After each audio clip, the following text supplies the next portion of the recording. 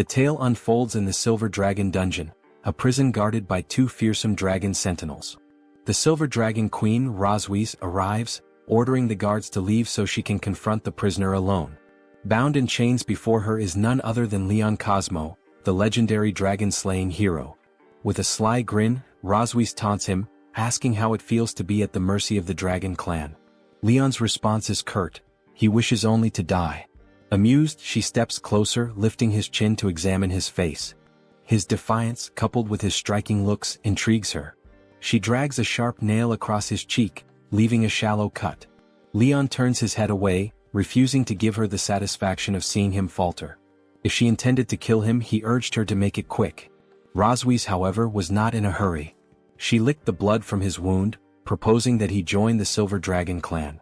Leon mocked her suggestion, questioning if she was worthy of such an ally. Enraged by his insolence, she whipped him with her tail, slamming his body into the wall. With her foot pressed against his chest, she marveled at his audacity. This was no ordinary man. Leon Cosmo, once hailed as humanity's greatest hero, had been betrayed and left to languish in captivity. His dreams of eradicating the Dragon Clan and cementing a legacy were shattered. Roswies sneered, reminding him of his fall from grace. With no heir and no future, his name would fade into obscurity. Despite her taunts, Leon warned her not to underestimate humans. The Dragon Queen seized him by the neck. Tightening her grip, she reflected on how stubborn he was. Then, with a commanding tone, she asked if he was ready to beg for mercy. He revealed her first mistake, being alone with the strongest dragon slayer. Her second mistake, he explained with chilling clarity, was tasting his blood. Before she could react, Leon activated a forbidden technique, the blood curse. The curse struck instantly. Roswies recoiled, trembling as an uncontrollable desire overwhelmed her. She collapsed, her body betraying her. Leon watched coldly, declaring that she would live the rest of her life in torment. Unable to resist, Roswies lunged at him, their encounter turning bizarre and heated. Leon could no longer comprehend what was happening.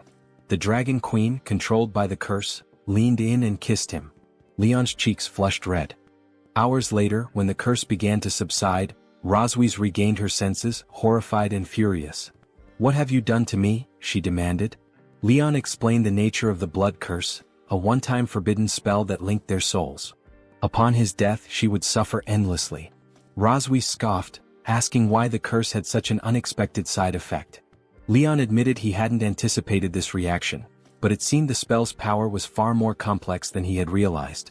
Blushing with embarrassment, Roswies understood the grim implications.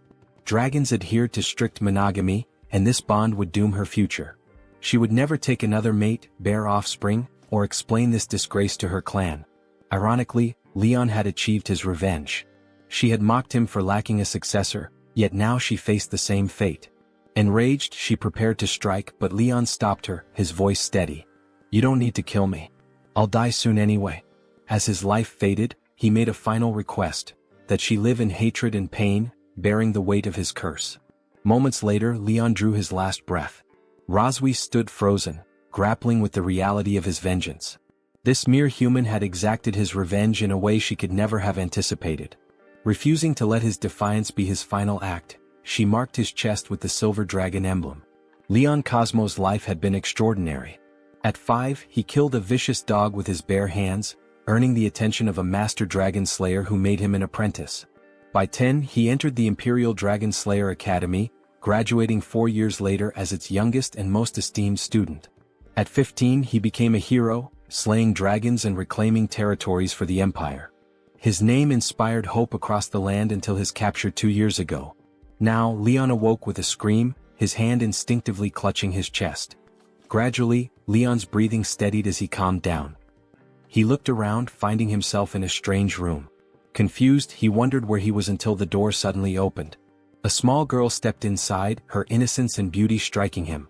Blinking, he struggled to make sense of the situation. Rising from the bed, he gazed at her. She seemed so pure he thought she might be an angel. Surely he had died and ascended to heaven after his service to humanity. But he was wrong. "What's your name?" Leon asked, still in disbelief. The girl smiled sweetly. "Her name is Moon." Though her response made him feel oddly happy, something about her was strange. Her hair, a mix of black and white, was unlike anything he'd ever seen. She mentioned her mother had told her the name meant the moon, further confusing Leon. Did angels even have mothers? When he introduced himself, Muen beamed with excitement. Leon means lion, she exclaimed. Surprised, he asked how she knew that. She smiled again. That's what my mother told me. A growing unease gripped Leon. What's your mother's name? He asked cautiously. Rosweiss, Muen replied cheerfully. Leon froze. The name hit him like a thunderclap and he quickly pieced it together. Am I your father? Muen grinned. Yes. Panic surged through him. How could this be possible?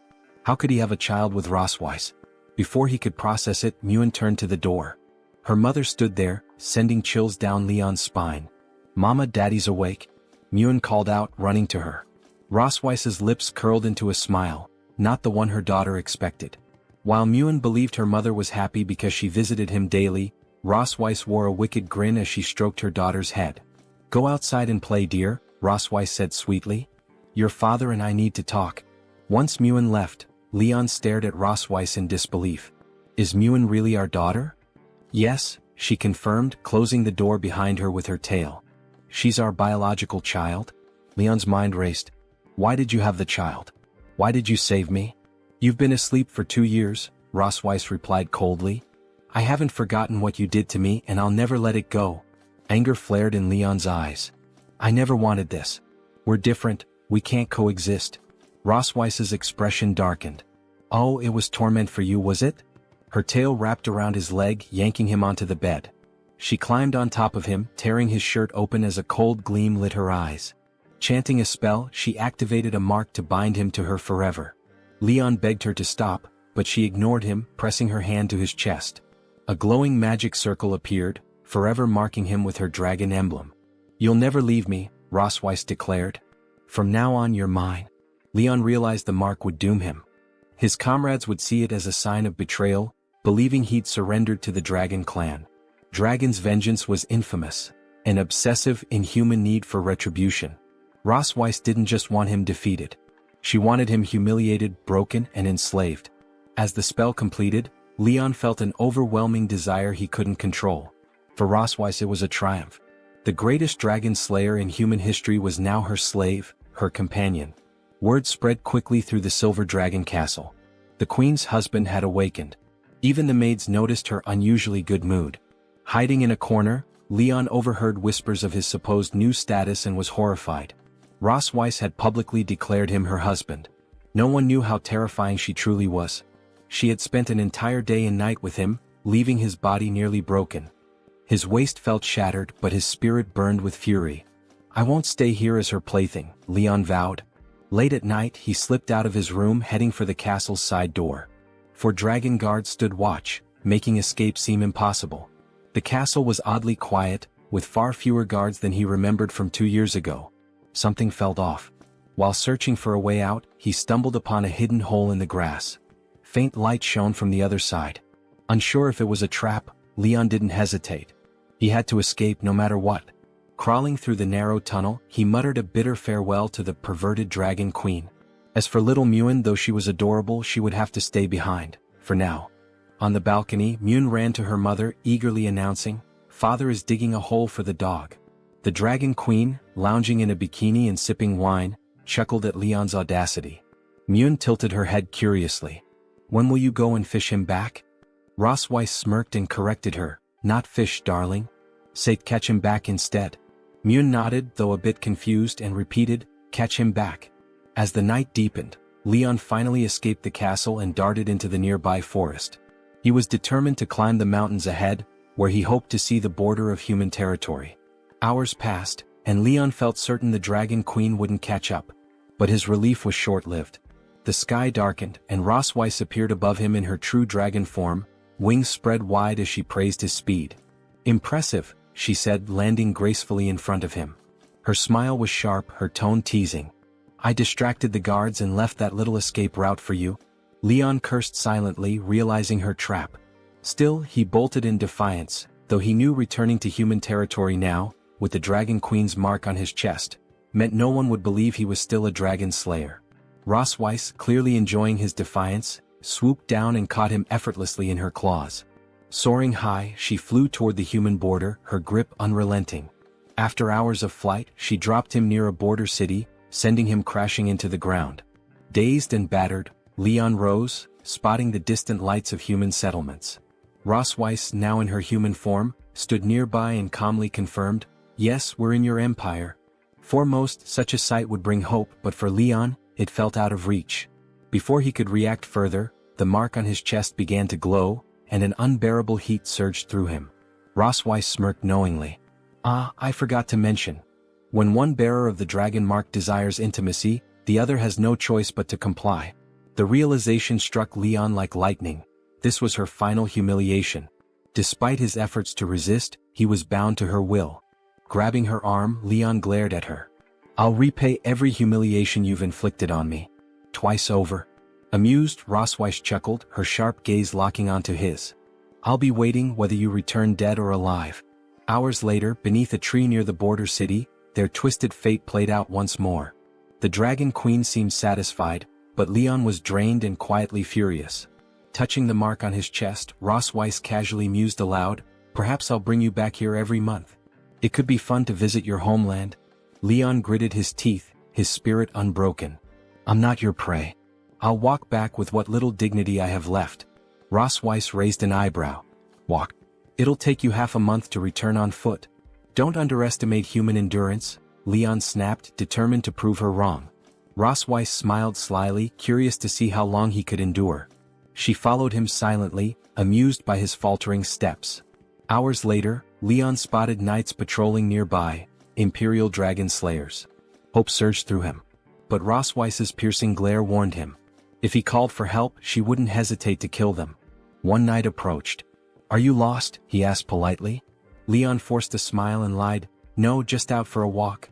The knight dismounted, introducing himself as the captain of the 47th Squadron. "This area isn't safe for casual strolls," he said, gesturing to the dangerous wildlife in the jungle. He offered to escort them, leaving Leon caught in an impossible dilemma. Leon panicked as his hands trembled while he quickly thanked the captain for his kindness, insisting they had learned self-defense and could manage on their own. In truth, he wanted the captain to stay away. The captain's recognition of Leon's face put the Dragon Queen on high alert. Her eyes narrowed as she discreetly began channeling her power, ready to eliminate the captain if necessary. Realizing the situation was escalating, Leon acted swiftly. He grabbed the Dragon Queen's hand, pulling her close to his chest. With a nervous smile, he told the captain he'd been mistaken for someone else, joking that he had such an ordinary face. Even his wife, the Dragon Queen, occasionally mistook him. Leaning in, Leon whispered desperately, begging her to play along and promising to return with her if she helped him get rid of the knights. Amused, the Dragon Queen decided to indulge him. Together, they put on a convincing act, with Leon feigning affection as he held her close. The captain, clearly uncomfortable with the display, smiled awkwardly and excused himself, losing interest in their romantic moment. As soon as the knights left, Leon released the Dragon Queen, who looked visibly annoyed. Realizing his mistake, he quickly stepped back. "You were wise not to ask for help," she remarked coldly. "But let's be clear, just because we have a child doesn't make me your wife." Leon, catching his breath, replied, "I never wanted to be your husband."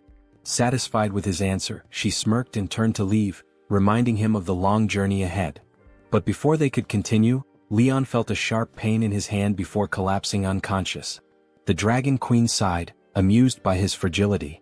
Transforming into her dragon form, she gently picked him up with her mouth and tossed him onto her back.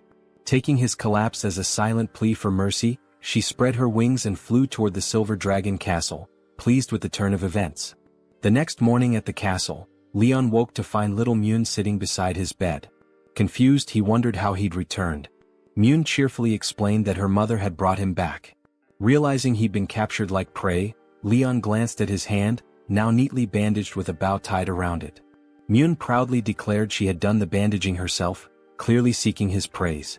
Leon smiled and gently stroked her head. "You're amazing, Mune," he said warmly before teasing, "but don't grow up to be like your mother." From the doorway, the Dragon Queen's voice cut in. "And what's wrong with being like me?" Leon froze, startled. Nervously, he tried to change the subject as Mune excitedly showed her mother the bandaged hand, explaining she'd followed her instructions perfectly. The Dragon Queen gave no praise. "That's what you're supposed to do," she said coolly. Myun nodded, accustomed to her mother's stern demeanor. Trying to shift the atmosphere, Leon patted Myun's head again. "Why don't you go hide in the garden? I'll count to 100 and come find you." Myun's eyes lit up as she ran off eagerly. Once she was gone, Leon turned to the Dragon Queen. "Why are you so hard on her?" he asked. Sitting on the bed, she explained that dragons raised their children strictly to create strong warriors. Leon countered that Myun wasn't fully a dragon and besides she was very cute. The Dragon Queen scoffed. "Myun is a dragon and cute is an insult to our kind." Leon thought she was cute too, but his comment only fueled her anger. She grabbed his shirt, reminding him, "You're just a slave for me to vent my frustrations on. Don't overstep your place." Recognizing her position, Leon backed down. Her mood lightened slightly, and she entrusted him with caring for Myun. Leaning close, she whispered, "She likes you." Overwhelmed, Leon wandered to the fountain, lamenting his new responsibility of caring for a child, especially as a dragon slayer. Spotting Myun hiding behind a pillar, he declared, "I found you." But she didn't move. Confused, he apologized for making her wait, only for her to suddenly take off running. Leon chased after her, calling out, "Why are you running?" Myun dashed around a corner, leaving Leon momentarily disoriented as he lost sight of her. Predicting a child's mood was no easy task for him. It was becoming clear why the Dragon Queen had entrusted him with caring for the little one. Just as worry began to creep in, Myun suddenly appeared behind him, wrapping her arms around him in a hug. Startled, Leon recalled seeing her run past him earlier. However, Myun confidently denied it, explaining with a smile that since her dad hadn't found her, she had decided to look for him instead. Though puzzled, Leon concluded he must have been mistaken. Taking his hand, Myun insisted he follow her, promising to show him something special. As they moved, another girl eerily similar to Myun emerged from behind and silently observed them. Later that day, once the fountains were turned on, Myun gleefully painted on a canvas, thoroughly enjoying herself. Leon sat nearby, watching her with a warm smile, a surge of tenderness washing over him. For the first time, having a daughter felt good, like a soothing balm for his weary soul. While Myun played, Leon clenched his fists, teeth gritted in determination. He resolved to find a way to escape the Dragon Queen's grasp. Before he could act, Myun ran over, excitedly presenting a drawing. Leon took it with a cheerful smile, ready to offer praise, but his expression shifted to shock. The picture showed two girls. Thinking it was a simple mistake, he pointed at the second child and asked, "Why are there two of you?" With a tender smile, Myun replied, "That's my older sister." Panic set in as Leon processed her words. The girl he had glimpsed earlier wasn't a figment of his imagination. Regretting not addressing her earlier, Leon feared he might have upset her. Myun, however, reassured him that her sister wasn't angry, just a little shy about meeting their dad. Leaning his chin on his hand, Leon contemplated the situation. He had never met Myun's sister before, and it dawned on him how much the Dragon Queen had kept from him. Frustration bubbled up and he decided to confront her.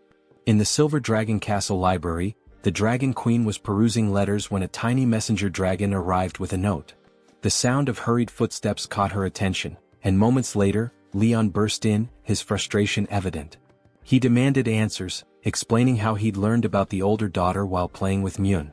The Dragon Queen, amused by his outburst, calmly asked what had unsettled him. Slamming his hand on the table, Leon declared his admiration for her dedication, acknowledging the effort it must have taken to raise two children. He even vowed to add her name to his family tree once he returned to the Empire. The Dragon Queen, smiling faintly, explained that she hadn't mentioned her eldest daughter because she didn't see it as relevant. Leon speculated that it might be because of jealousy over his bond with Myun, but the Dragon Queen seemed surprised at his eagerness to meet Noah. Deciding to humor him, she agreed to arrange a meeting but warned him to tread carefully. As night fell, Leon made his way to the kitchen, determined to win over his eldest daughter. He set about preparing a hearty meat stew with cream, a dish from his adventuring days, known for its sweet, comforting flavor. Tasting the rich broth, he clenched his fist with determination, imagining Noah smiling and declaring how much she loved her dad's cooking. Through the kitchen window, two maids watched him curiously. They found his efforts endearing, especially since he had recently recovered from illness. To them, Leon epitomized a caring father and devoted husband. Soon, the Dragon Queen entered the kitchen with Myun and another girl in tow. Myun greeted the maids enthusiastically, while Leon braced himself, spoon in hand, ready to face Noah. The Dragon Queen, seeking a more relaxed atmosphere for dinner, instructed the maids to take a break. Bowing respectfully, they replied, "Understood," before leaving the room.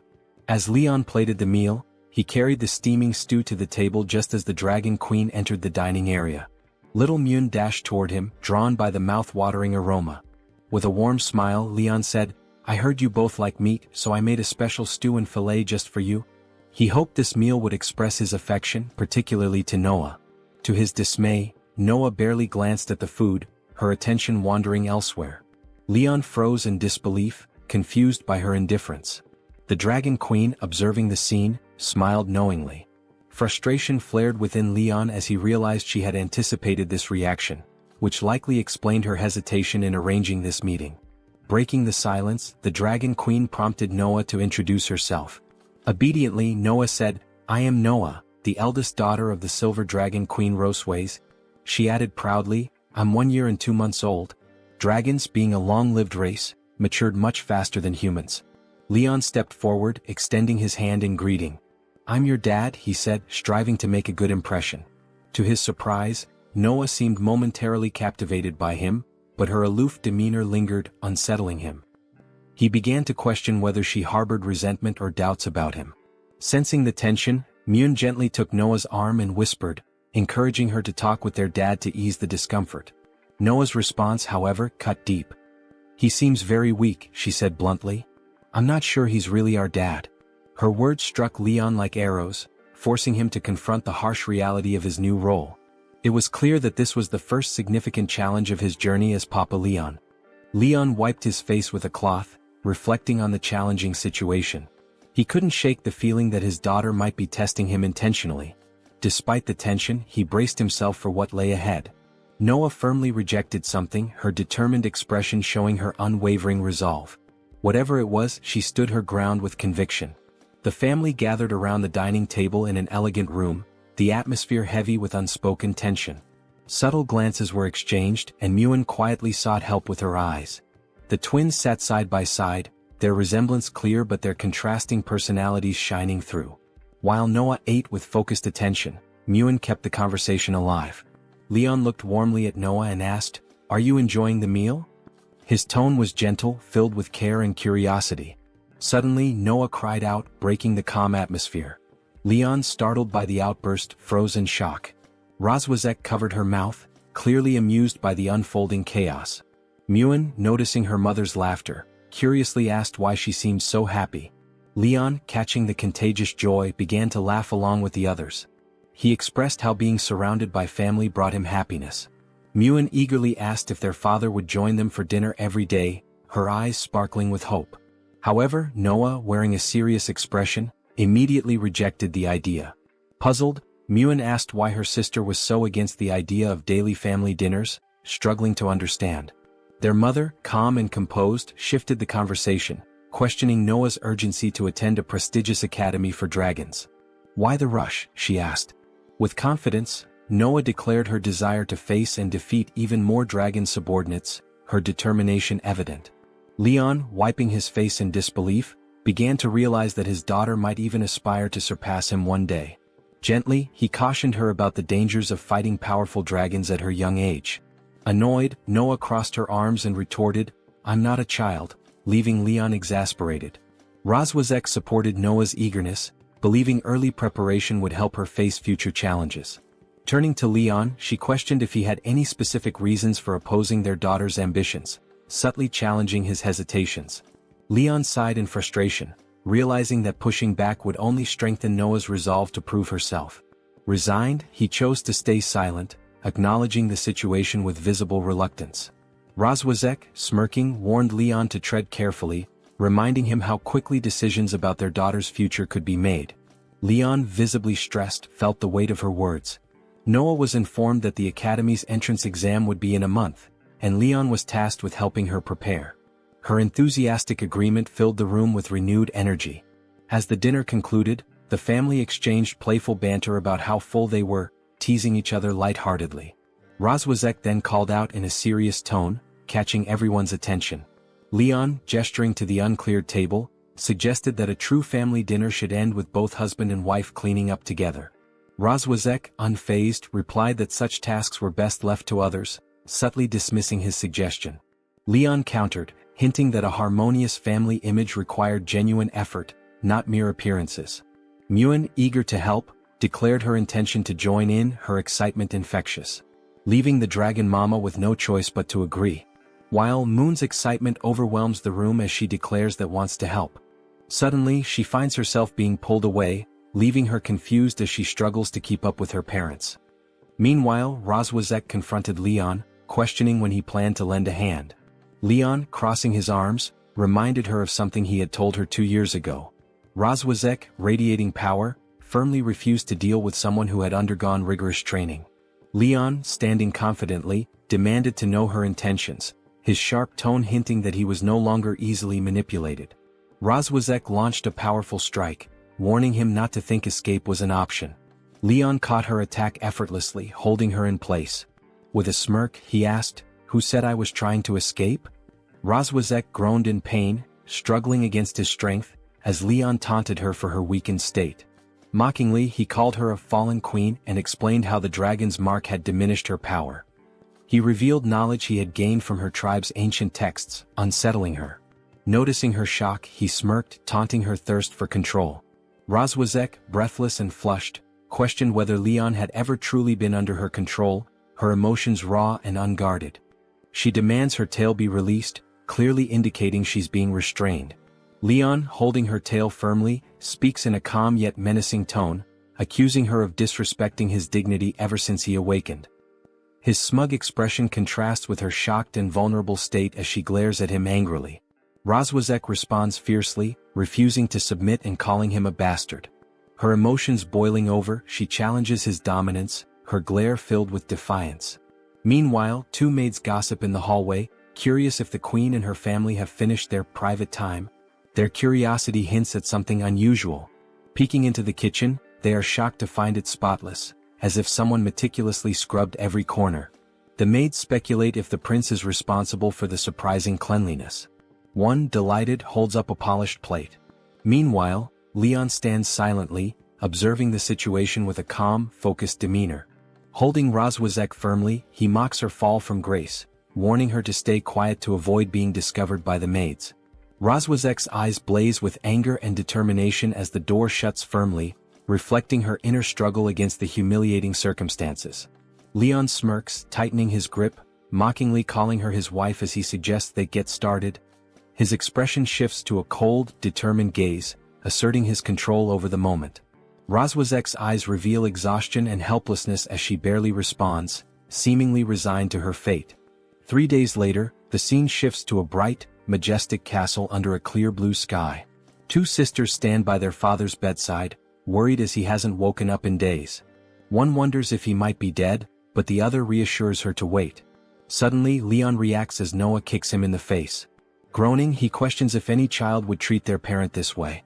Leon regains awareness to find Muen by his side, eagerly reacting to his movement. Muen joyfully announces his return to consciousness, while Noah watches nearby. Confused, Leon wonders when he fainted. Rozwazek calmly offers to help him recall, triggering a flashback of her striking him and rendering the dragon mark powerless. Leon reflects on her overwhelming power, realizing how easily she could have ended him. Recovering, Leon sits quietly, observing Rozwazek, who has turned her back to him. Despite her intimidating strength, he notes her beauty and recalls that she is a dragon over 200 years old. Muen, noticing her father's stillness, innocently speculates he's stunned by their mother's appearance. Rozwazek, caught off guard as something strikes a nearby surface, turns in surprise. Leon picks up a flower accessory from the floor and gently places it on Rozwazek, saying it suits her. Surprised, she questions his gesture. Leon chuckles, joking about combing his master's donkey as a child, claiming he has a knack for such things. Muen curiously asks what a donkey is, catching him off guard. Smiling, Leon explains that donkeys are smaller and more stubborn than dragons, mimicking their behavior to amuse her. Rozwazek, watching intently, notes the stubbornness she shares with donkeys. Suddenly, she strikes Leon, sending him reeling. Wincing, he reassures Muen he's fine when she expresses concern. Rozwazek assigns Leon the task of teaching the girls to write, leaving him stunned. Muen cheers at the news, while Noah confidently claims she already knows how. The sisters race to the study room, excitedly discussing their pens. Meanwhile, Rozwazek informs Leon of her sister's upcoming visit and instructs him to avoid meeting her. Leon, surprised, questions why he's being excluded. Rozwazek reminds him of his new role within the Silver Dragon clan and the 2 years he spent in a coma due to a mysterious illness. She emphasizes that he must maintain a fabricated identity if forced to meet her sister. Leon listens intently, processing the situation. With a serious expression, he acknowledges her instructions, addressing her respectfully as Your Majesty. After Rosways leaves, Leon ponders whether he will truly follow her orders. Standing alone, he begins plotting ways to embarrass her in front of her sister. The scene transitions to the children's study room in Silver Dragon Castle. Leon sits at a table, patiently teaching Noah and Myun to write their names. Demonstrating step by step, he provides examples and asks them to copy his writing. Myun appears excited, while Noah's expression is more serious. Studying his writing, Noah comments that it's not as good as their mother's, hinting at her high standards. Leon feels a twinge of frustration but doesn't respond. When he gets up to leave, Myun curiously asks where he's going. Leon explains he needs to deliver something to their mother, assuring them he'll check on their progress later. Noah doubts his seriousness, but Myun teases her sister for looking happy. Flustered, Noah denies it and insists they focus on practicing. The scene shifts to the grand gates of Silver Dragon Castle, where soldiers and nobles gather for a formal event. Isha Melkvi, the Red Dragon Queen, makes a striking entrance with her fiery red hair and regal attire. Rosways rushes to greet her sister warmly, their close bond evident in their reunion. Isha compliments Rosways on her vibrant appearance. Slightly flustered, Rosways modestly disagrees. Curious, Isha asks about Rosway's husband, having heard he's recently woken up. Disappointed by Rosway's explanation that he's unwell and unable to meet her, Isha teases her about her quick marriage and child, implying a strong connection between the couple. Defensive, Rosways denies any past or future attraction to Leon, dismissing the notion of a harmonious relationship. Isha smirks, amused by her sister's steadfast demeanor. Suggesting they chat in the garden, Rosways leads the way. Meanwhile, Leon observes the sisters from a distance using a telescope. Recognizing Isha, he watches intently, scheming ways to test the range of the dragon pattern's influence. In the garden, surrounded by blooming roses, the sisters discuss instability in the dragon clan, particularly the activity of the Red Flame Dragon King. Isha speculates that Constantine, long thought missing, may be leveraging the chaos to expand his territory. Rosways reacts with a sudden glow of energy, her body tense as she senses something unusual. Concerned, Isha asks what's wrong, but Rosways dismisses it with a smile, urging her to continue. Internally, however, Rosways curses Leon, muttering about the damn dragon slayer. Isha suggests strengthening border defenses and mentions sending Shin Long to maintain communication about new developments. She then remarks on how casually young dragons are using the dragon pattern, clearly amused. As Isha continues to speak, Roswais feels the dragon pattern growing stronger, wondering what might happen if this continues. Isha then turns her eyes to Roswais, asking what is going on and realizing she is blushing. Roswais answers that she forgot something important and will be back in a few moments. Curious, Isha asks if she needs help and angry, Roswais deny her a company. Isha, realizing what's happening, smiles while thinking about the couple's games. Back in the castle, Leon lounges in a chair, amused by his experiment with the dragon pattern. He wonders how long Rosways can endure its effects. Suddenly, the door bursts open and Rosways storms in, seething with anger. Grabbing Leon by the collar, she accuses him of activating the dragon pattern to humiliate her in front of her sister. Leon quickly adopts an innocent expression, looking at her with mock affection. "Is it wrong for me to want you?" he asks, his tone soft and pitiful. Rosways freezes, her face flushing a deep red at his unexpected words. Letting go of his collar, she covers her face with her hand to hide her embarrassment. Leon smirks inwardly, pleased that his act seems to have worked, even as he wonders if she now feels disgusted by him. Blushing deeply, Rosways turns away and accuses Leon of being shameless. She reminds him that he's merely a defeated prisoner and has no right to speak such nonsense. With a stern tone, she tells him to put away his dirty thoughts. Leon remains silent, offering only a calm smile, while Rosways, her face still flushed, glances back at him and thinks, "I came here to confront him, so why did his words catch me off guard?" Storming out with an angry blush, she warns him that he got lucky this time, but if he tries such antics again she won't let it slide.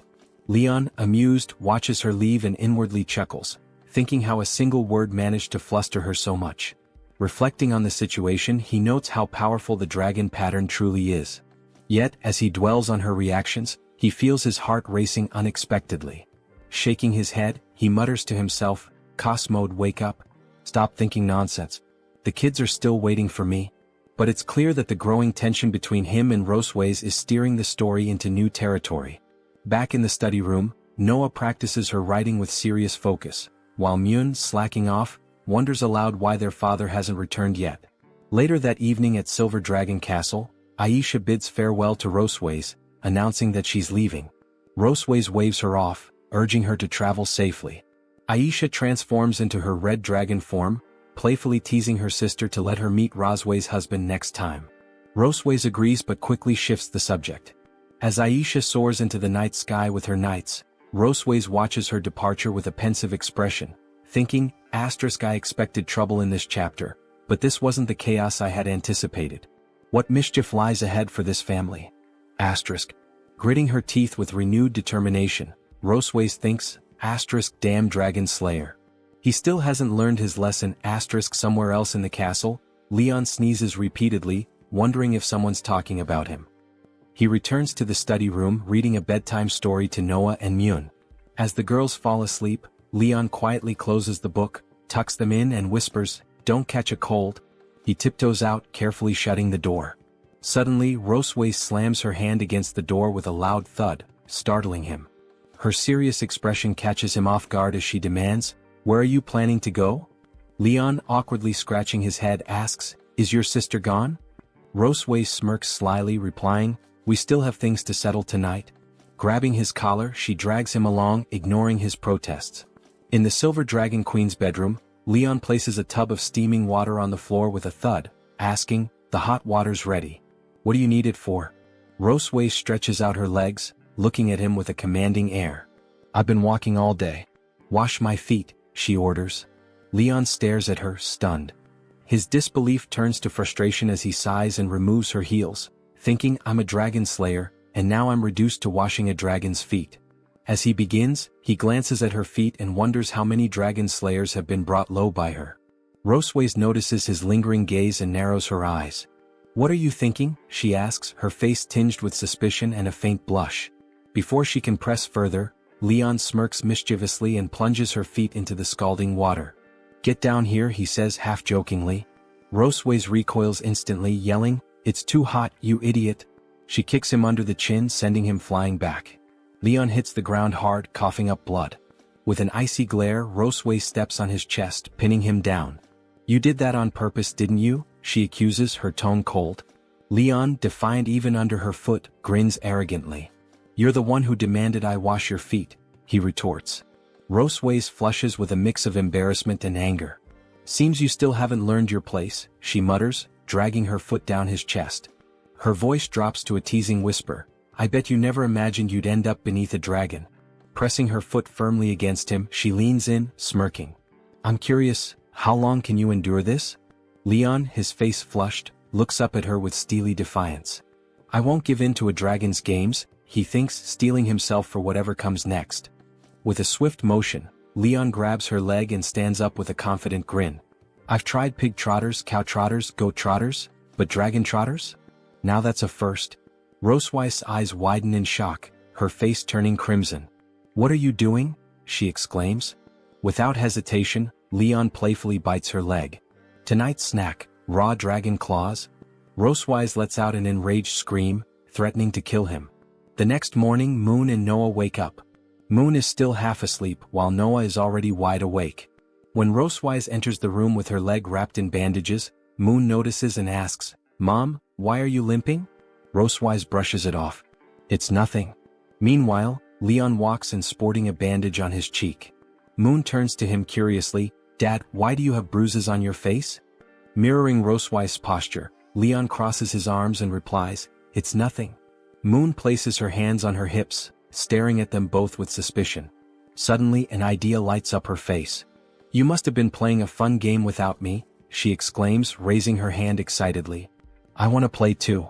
Noah, observing her sister's enthusiasm, sighs quietly but says nothing. Later, Leon and Rosewise stroll through the gardens of Silver Dragon Castle.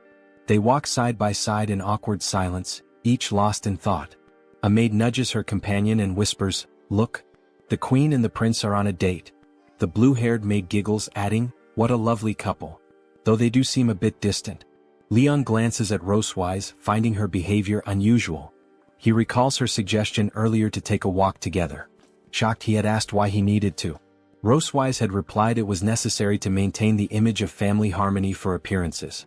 Now, as they walk, Leon wonders what Rosewise might be planning. She's rarely this proactive, and it leaves him uneasy. Nearby, Moon and Noah hide behind a tree, spying on their parents. Moon mutters to herself, "Dad doesn't even know how to hold hands." Suddenly, determination flashes in her eyes. Clenching her tiny fist, she declares, "I'll help them." Noah, alarmed, tries to stop her. "Wait, Moon," she whispers urgently. But Moon is already running toward their parents. "Mom. Dad." Moon calls out as she approaches. Leon and Rosewise turn startled. Leon begins to ask why Moon followed them, but before he can finish, Moon grabs their hands and links them together. "You're supposed to hold hands when you walk," Moon says cheerfully. Spinning around, she runs off, saying she's going to play with her sister. Leon looks down at his hand in Rosewise, bewildered. Watching Moon leave, he wonders where she learned such things. Back at the tree, Noah pinches Moon's cheeks in frustration. "You didn't listen to me?" Moon, tearing up, promises to behave and asks her sister to let go. Leon and Rosewise continue their walk, still holding hands, their faces flushed. Breaking the silence, Leon looks away awkwardly. "This is unexpected. What should I do?" Rosewise, blushing, softly replies, "It's okay. Just hold my hand for now." As they stroll, Leon remarks, "You're unusually calm today. It's making me nervous." With a smirk, Rosewise teases, "It seems I've finally tamed you. Now you're the one feeling unsettled." From behind a tree, Moon and Noah observe their parents with curious eyes. Leon glances at Rosewise and reflects on how she usually maintains a dignified demeanor as queen. He never expected her to be so flustered by something as simple as holding hands. After a pause, Leon brings up a topic. "Have you noticed how Moon calls me Dad, but she calls you Mother? It feels formal." Rosewise looks away. "Is there really such a big difference between Mother and Mom?" Leon smiles warmly. "There is. Mom feels closer, more affectionate. Maybe it's worth trying." Rosewise hesitates but eventually nods, her expression softening. "All right. I'll think about it." Leon chuckles, expressing it's good. "I bet they'll feel closer to you that way." Rosewise's cheeks turn bright red, caught off guard by Leon's cheerful demeanor. She quickly composes herself, nodding. "I'll try it next time," she says. Leon, noticing her sudden enthusiasm, raises an eyebrow. "Why are you speeding up?" They continue walking in the garden when Rosewise unexpectedly asks, "Do you ever feel homesick?"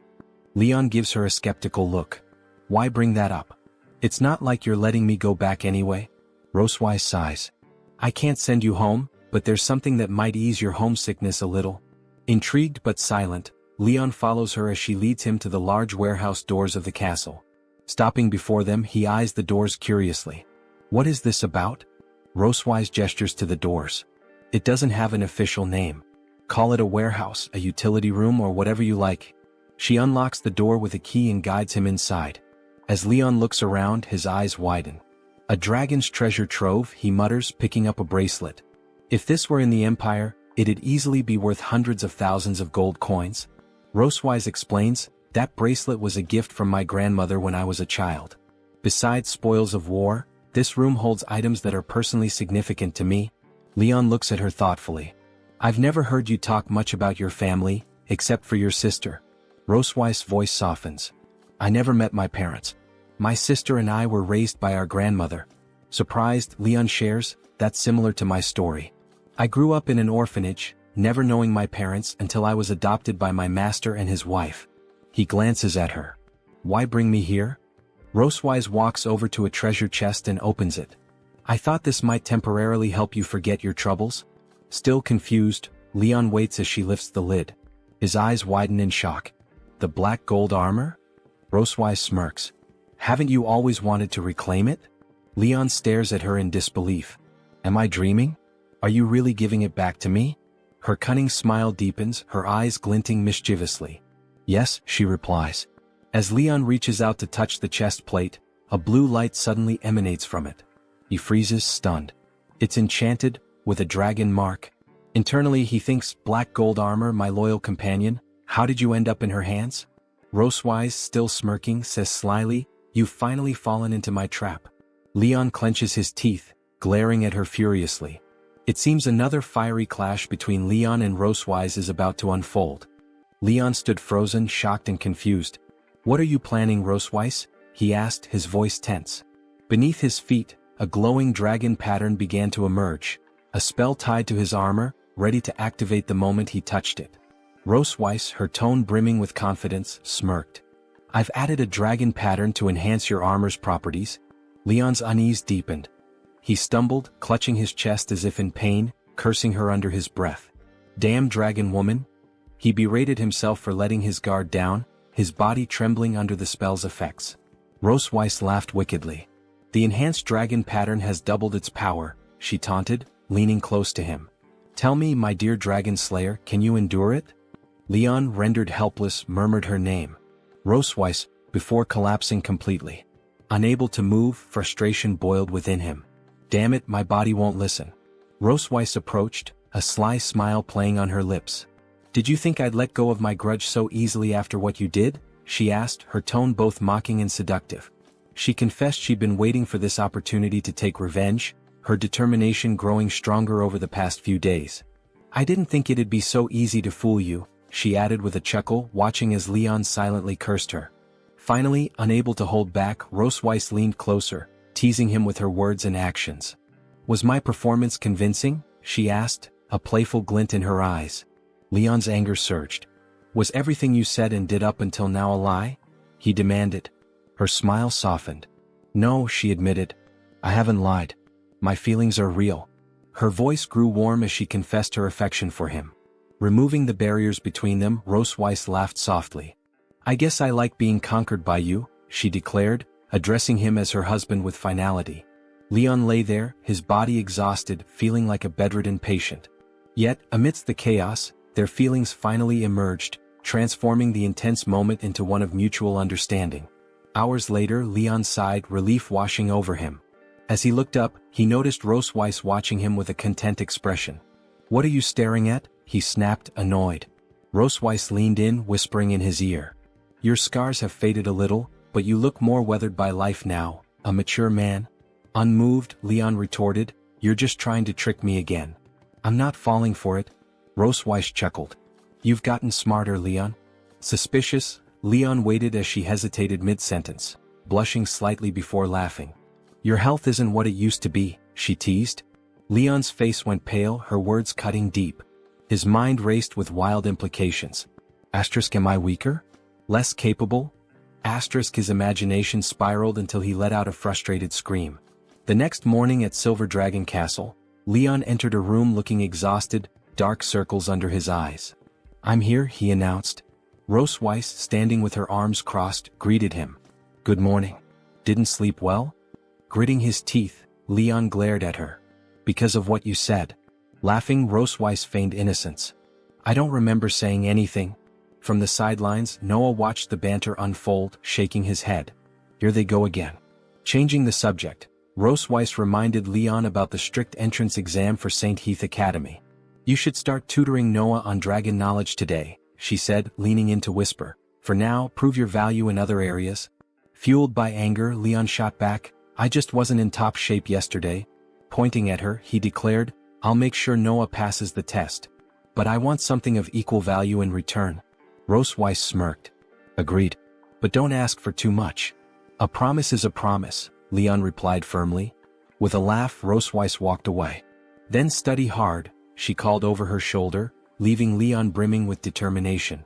With a mocking tone, Rosewise called Leon dear and warned him not to overexert himself. Fueled by anger, Leon shouted after her, that dragon woman is done for. Rosewise waved dismissively as she walked away. Noah, observing the interaction, asked Leon why he always quarreled with her mom. Folding his arms, Leon denied it, claiming it was just their usual way of communicating. Then, surprised, he asked Noah what she had just called Rosewise. "Mom," Noah replied. Taken aback, Leon stepped closer and asked if she had been told to change what she called her. He then inquired whether she preferred the old name or the current one. Noah, looking away with a slight blush, admitted she liked the current one. Leon beamed at her, saying he had a feeling they'd come to love it. Surprised by her father's cheerful demeanor, Noah remained silent, simply observing him. As she turned to leave, she asked when they could start studying. Caught off guard, Leon called out to her, telling her to wait. In the heart of Silver Dragon Castle, the night stretched on in eerie silence. But in the children's study room, a lone light flickered. Leon sat hunched over his desk, his eyes locked on ancient Dragon Clan tomes, deeply engrossed in thought. The rest of the castle had long succumbed to sleep, including the children. Yet, amidst the quiet, Roseweiss entered the room. Spotting Leon still buried in his books, she raised an eyebrow. "You're still awake?" she asked, her voice a mix of surprise and pride. Leon didn't look up, tapping his temple with a pen as if piecing together a complex puzzle. Noah's quick to grasp concepts, he muttered, half to himself and half to Roseweiss. Typical teaching methods won't cut it for her. I need to design an entire curriculum. Key concepts, test questions. Looks like I'm pulling an all-nighter. Rosweiss's lips curled into a proud smile as she glanced at their sleeping daughter. Lifting her chin with an almost regal air, she said, "Naturally. After all, Noah takes after me." Leon smirked, finally meeting her gaze. "Does she though?" he challenged, a glint of mischief in his eyes. Standing tall, Leon stretched dramatically, crossing his arms with exaggerated flair. "I was the top dragon-slaying genius every year, you know.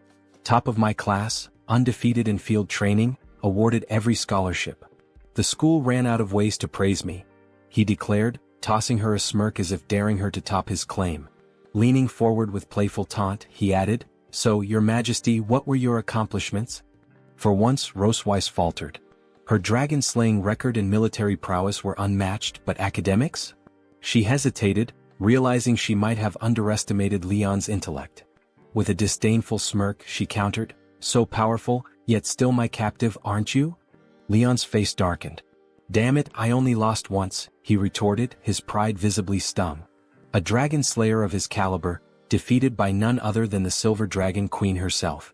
Now he was stuck, a tiger in the plains, constantly at her mercy. Slumping back in his chair, Leon muttered bitterly, "One mistake and now I'm trapped. A tiger bullied by a dragon." Roseweiss, smiling smugly, leaned closer. Her voice dripped with sarcasm as she asked, "Afraid of being ridden by a dragon, are you?" Her gaze shifted, landing on a pile of bright yellow peppers. Arching an eyebrow, she asked, "What are you doing with these?" Leon blinked as if noticing them for the first time. "Those? Brought them from the kitchen to help me stay awake." Rosweiss's expression shifted from confusion to concern. "Those are Dragon Clan yellow peppers. You're human, you can't." But it was too late. Leon had already popped one into his mouth, chewing confidently, for about 2 seconds. His face turned crimson, his eyes bulged and he gasped, "So spicy." He darted around the room, patting his face and frantically searching for water. Roseweiss, torn between concern and amusement, shook her head. Stepping forward, she caught his face in her cool hands. Their eyes met and both froze. Leon's cheeks blazed, though perhaps not entirely from the pepper. Roseweiss quickly looked away, clearing her throat. "My hands are cool," she said casually, though her voice betrayed her composure. "It might help." As her fingers rested on his flushed cheeks, Leon's panic melted into an unexpected calm. Her touch was soothing, calming the fiery sting of the pepper in a way that was gentle, not jarring. Leon closed his eyes, letting the coolness of her fingertips ease the burn, which slowly began to fade. Despite himself, he felt an unexpected sense of comfort in the simple gesture. "Thank you," he murmured, reluctantly pulling away, though the warmth on his cheeks lingered, now mixed with an undeniable blush. Ross dropped her hands and stepped back, her expression unreadable as she turned to leave. "Get some rest and don't eat the peppers again," she said, her sarcasm slipping in as she moved toward the door. Leon nodded, muttering a half-hearted, yeah, got it," though his gaze lingered on her retreating figure. When she was gone, he groaned, fanning his flushed face. The memory of her touch seemed almost hotter than the pepper itself. Yet, reality quickly intruded as he recalled her usual treatment. Crossing his arms, he muttered to himself, "Squeezes you dry and then blames your lack of endurance when you can barely stand." Scowling, he shook his head. "You can't go soft on her or you'll end up bedridden." Determined, Leon grabbed a book and began flipping through its pages, his eyes lighting up as he stumbled across something promising. Black Dragon Pill, he read aloud, excitement bubbling in his voice. A highly effective body-strengthening elixir that nourishes and stabilizes the core. Jackpot? A grin spread across his face as he studied the entry like it was a treasure map. With renewed resolve, he began making plans to improve his resilience. The next morning, sunlight poured through the windows, and outside, a small yellow bird chirped animatedly to a larger white one perched nearby. Inside, however, the atmosphere was far from cheerful. Leon sat across from his daughter, Noah, holding back a grin as he reviewed her test. "I just finished grading your test," he said, trying to keep a straight face. "Out of a possible 100 points, want to guess what you got?" Noah fixed him with her usual deadpan stare, her expression unreadable. 50? Leon snorted, pulling the test paper out with dramatic flair. "A whole 62 actually. You underestimated yourself?" Noah's eyes narrowed as she scanned the paper, her small hands tightening slightly around it. Her furrowed brows revealed her displeasure with the score. Leon softened as he watched her, noticing her serious demeanor. She was mature beyond her years, reminding him more of Ross than her younger sister Moon, who was likely outside chasing butterflies or counting clouds. Reaching out, Leon ruffled Noah's hair gently. "For a first try, 62 is pretty impressive, kid." Noah glanced up at him, her cheeks faintly coloring at the rare compliment. "Thanks," she mumbled, a touch of pride creeping into her usually stoic tone. Just as Leon leaned in to encourage her further, a sudden coughing fit overtook him. Turning away, he rubbed his throat with a wince. "Sorry about that," he croaked, his voice rasping. His throat burned, a sharp reminder of the yellow dragon clan peppers he'd foolishly eaten the night before. "Why did I think wake-up peppers were a good idea?" he thought, grimacing. Noah's expression shifted as though something had clicked. She rummaged in her pocket and produced a small tin, holding it out to him. "Dragon throat lozenges," it read in elegant script. Leon blinked in surprise. "Is this for me?" Noah's face remained stoic, but a flicker of embarrassment crossed her eyes. "Mom said to give it to you," she said, her tone slightly cooler, as though distancing herself from the gesture. Leon grinned, popping a lozenge into his mouth. The soothing mint immediately eased the irritation in his throat. "Well, tell your mom thanks for me," he said, giving Noah a knowing look. Like mother, like daughter, he mused. Cold on the outside, but with small gestures of warmth when no one's watching.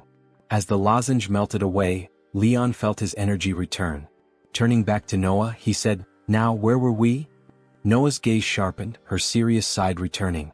"You said we'd go over the questions I got wrong?" Leon chuckled, pride welling up as he saw her determination. "Right you are, Noah." In the kitchen of the Silver Dragon Castle, Leon engages in an enigmatic task. Maids, responding to his precise instructions, deliver the requested items with seamless efficiency. One addresses him as Lord Prince, informing him that all the herbs have been delivered. With a nod, Leon directs them to place everything in a specific spot on the table. They comply, arranging the ingredients as instructed before quietly leaving the room. Leon, with a subtle, knowing smile, reflects on his strategy of ordering extra herbs to keep his intentions concealed. He examines the herbs closely, identifying them as the components needed to prepare the Dragon Great Force, a seemingly straightforward concoction, yet one fraught with challenges. The ancient manual he references warns that even the most skilled Dragon Clan pharmacists achieve low success rates with this process. Undeterred, Leon begins his work. He recites the steps from memory, meticulously grinding and mixing the herbs before adding them to a pot in a precise sequence. Hours pass as he labors with unwavering focus, but frustration builds when his efforts end in failure once again. With a loud, anguished scream, Leon laments the ruined concoction, staring at the charred remnants. He mutters about the difficulty of achieving the final purification and separation step, despite following the manual's instructions perfectly. Leon reflects on the delicate balance required in the high-temperature separation method described in the book. A temperature too high destroys the drug, while one too low renders purification impossible. Frustration mounting, he shakes the jar of remnants, grumbling about the near impossibility of achieving precision without professional tools. However, recalling his master's advice to seek alternative approaches, he begins considering new methods to separate the medicinal residue. As thunder roars outside, Leon notices the turbulent sky and remarks on the impending rain, the storm reflecting the brewing determination within him. As Leon rises to close the windows, The rumble of thunder captivates him, stirring a distant memory. The sound draws his thoughts to the interplay of lightning and thunder, triggering a revelation. His teacher's words from an alchemy lesson resurface. Electrolysis of impurities could sometimes yield better results than fire-based methods. Inspired, Leon's eyes light up with newfound determination as he wonders if the thunder element could be harnessed for separation, a method absent from the ancient manual. Leon's mind races with possibilities. Lightning magic, his specialty, may hold the key to refining the dragon great force. Though his powers are still recovering from the forbidden technique he used on Rosweiss, he believes the magic he has regained will be sufficient for this delicate process. Setting aside the traditional methods, Leon channels a steady flow of lightning energy, guiding it carefully into the mixture. Sparks dance in the air as he manipulates the process with absolute precision. After half an hour of meticulous effort, Leon steps back and takes in the result. A triumphant smile spreads across his face. It worked.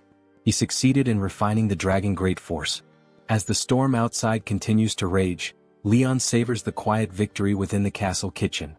Placing the medicine in a small box, he remarks to himself how surprisingly simple the Dragon Clan's medicine is to create. Just then Muon, his cheerful daughter, bursts into the kitchen, her curious eyes immediately spotting the small chocolate-like object in Leon's hand. Tilting her head, she asks with innocent curiosity, "Dad, what are you making?" Leon glances at her, momentarily startled. Casually he replies, "It's something good." But as her sweet voice fully registers, he pauses, staring at her in silent thought. Muon, undeterred by his vague answer, looks up at him expectantly, her enthusiasm unshaken. Realizing her presence, Leon snaps out of his reverie. "Muon," he exclaims, surprised. Quickly closing the box, he pats her head with a reassuring smile. "It's nothing really," he says. But Muon's curiosity doesn't waver. "Is it candy?" she asks, her eyes flicking to the box in his hand, her excitement growing. Leon chuckles softly, shaking his head at Muon's curiosity. Holding up the closed box, he explains with a warm smile, "It's not candy, it's medicine. Something I made for your mom." Muon's cheerful demeanor shifts to concern as her brows knit. "Medicine? Is Mom sick?" she asks, her voice laced with worry. Leon kneels to her level, gently patting her head. No, he reassures her, his tone soothing. "Your mom has just been very busy lately, so I thought I'd make something to help nourish her. Don't worry, okay?" While Muon seems reassured, Leon smirks inwardly at his own misdirection, thinking to himself, "Actually, this is for me. I'll need it to recover properly." Muon, still earnest, gazes at him and declares, "Dad, you have to take good care of Mom, okay?" Leon's smile softens as he responds warmly, "Of course. That's what a dad should do." Yet beneath his calm exterior, his thoughts take a mischievous turn. Concealing a darker expression, he muses, "Once I'm fully recovered, I'll definitely take very good care of her," letting out a quiet chuckle. Later that stormy night, with heavy rain and rolling thunder echoing outside, Leon sits in his bedroom, absently tossing the medicine box in his hand. Despite his success in refining the dragon great force, doubts linger in his mind.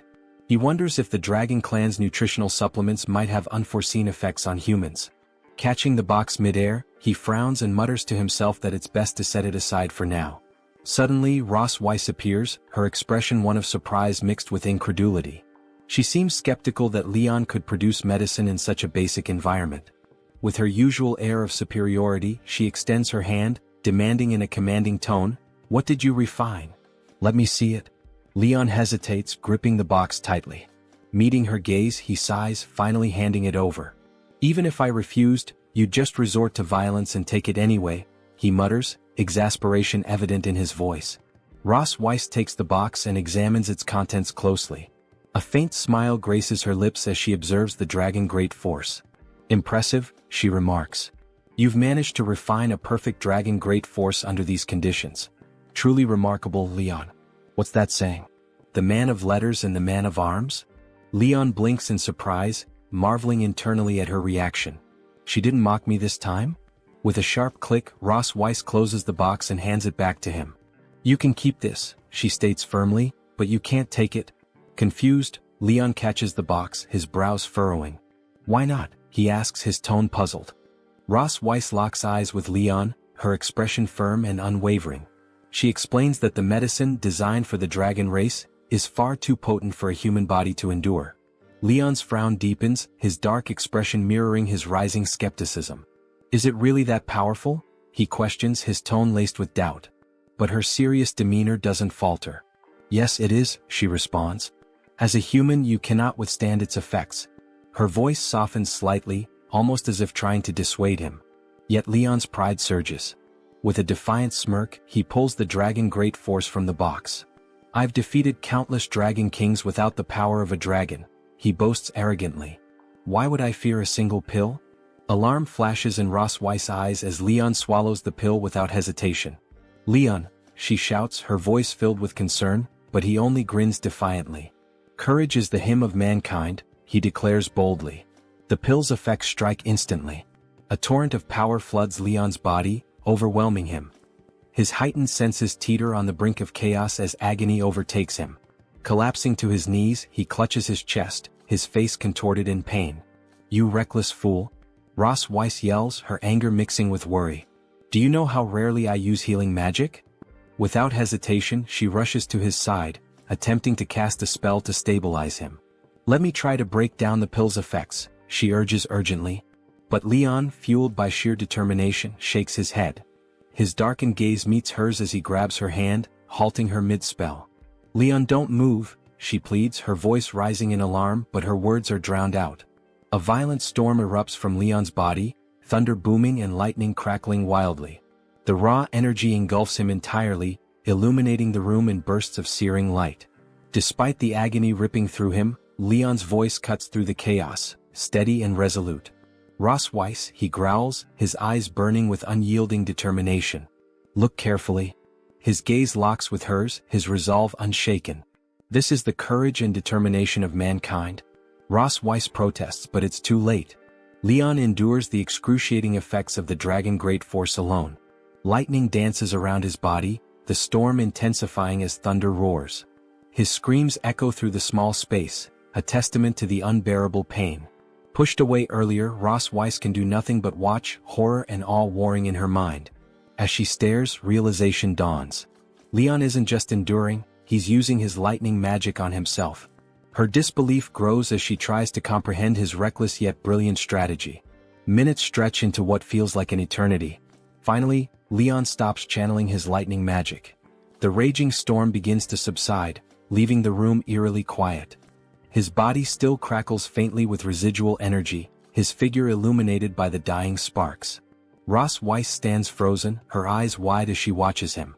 Leon has survived, his indomitable spirit etched in every labored breath. Leon's body gives in to the overwhelming strain, and he collapses to the ground. Leon? Ross Weiss cries out, rushing to catch him before he falls. Her voice is laced with genuine concern as she gently eases him into a lying position. With a careful hand, she brushes stray strands of hair from his face, her expression a mix of exasperation and worry. Gazing down at his unconscious form, she mutters softly, "You really are a madman." Despite her irritated words, a subtle tenderness underlies her tone. Standing, she casts one last glance at him before turning sharply.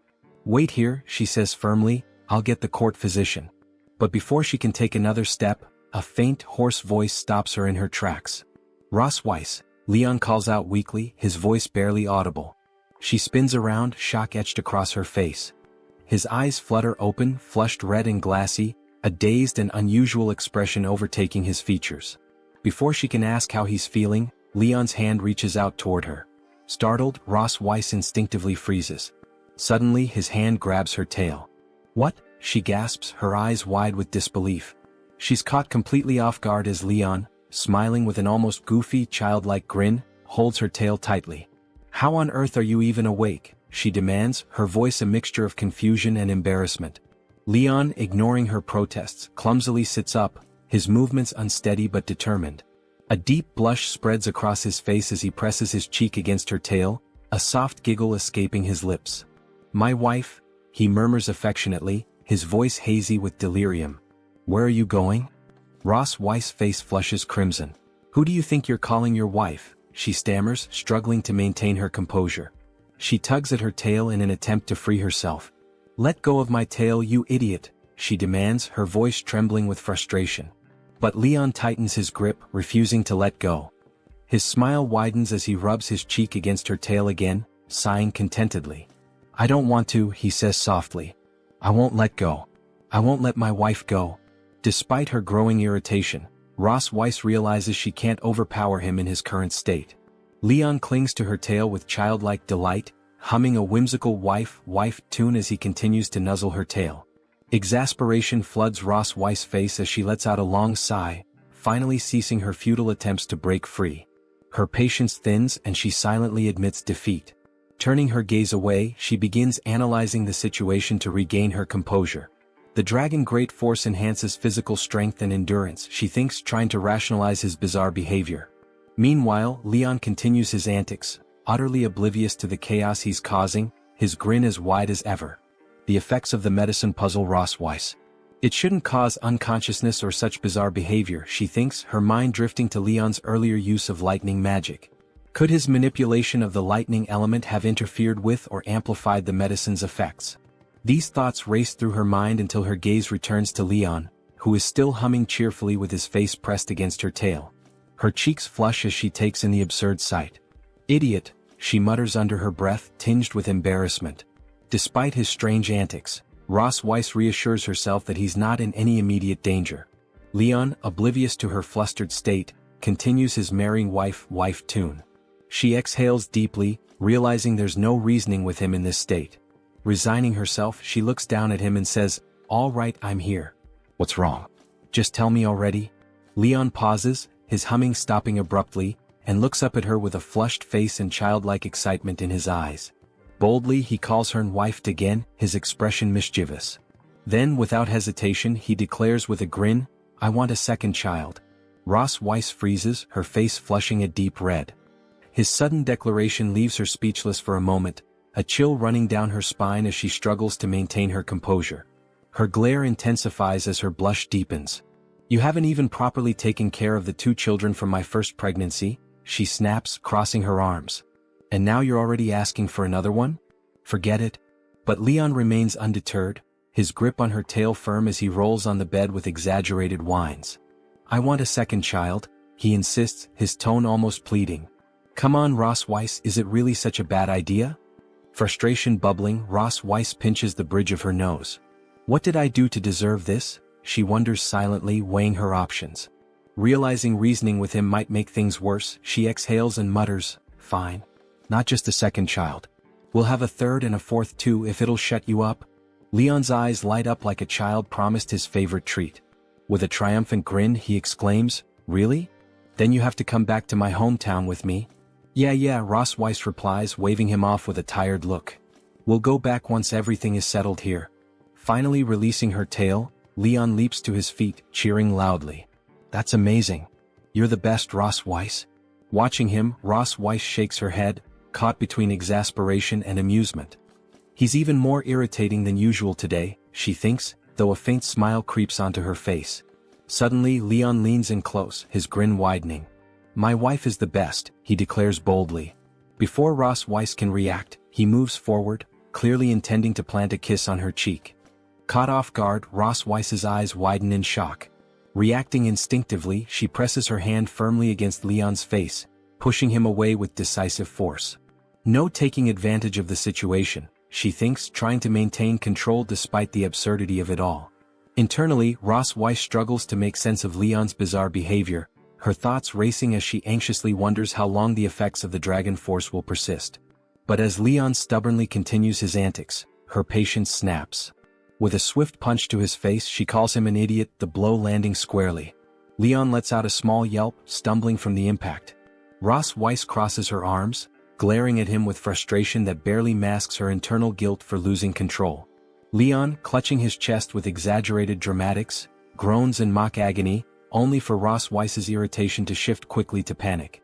She rushes to his side, kneeling down, her voice laced with concern. Are you okay, you fool? She asks, her gaze scanning him for any serious injury. Leon's breathing grows heavy, his teeth gritted as he clutches his chest tighter. Wife, he groans weakly, I feel really uncomfortable.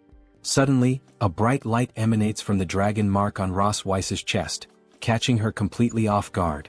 Her eyes widen in alarm as she mutters, This isn't good, her heart racing with apprehension.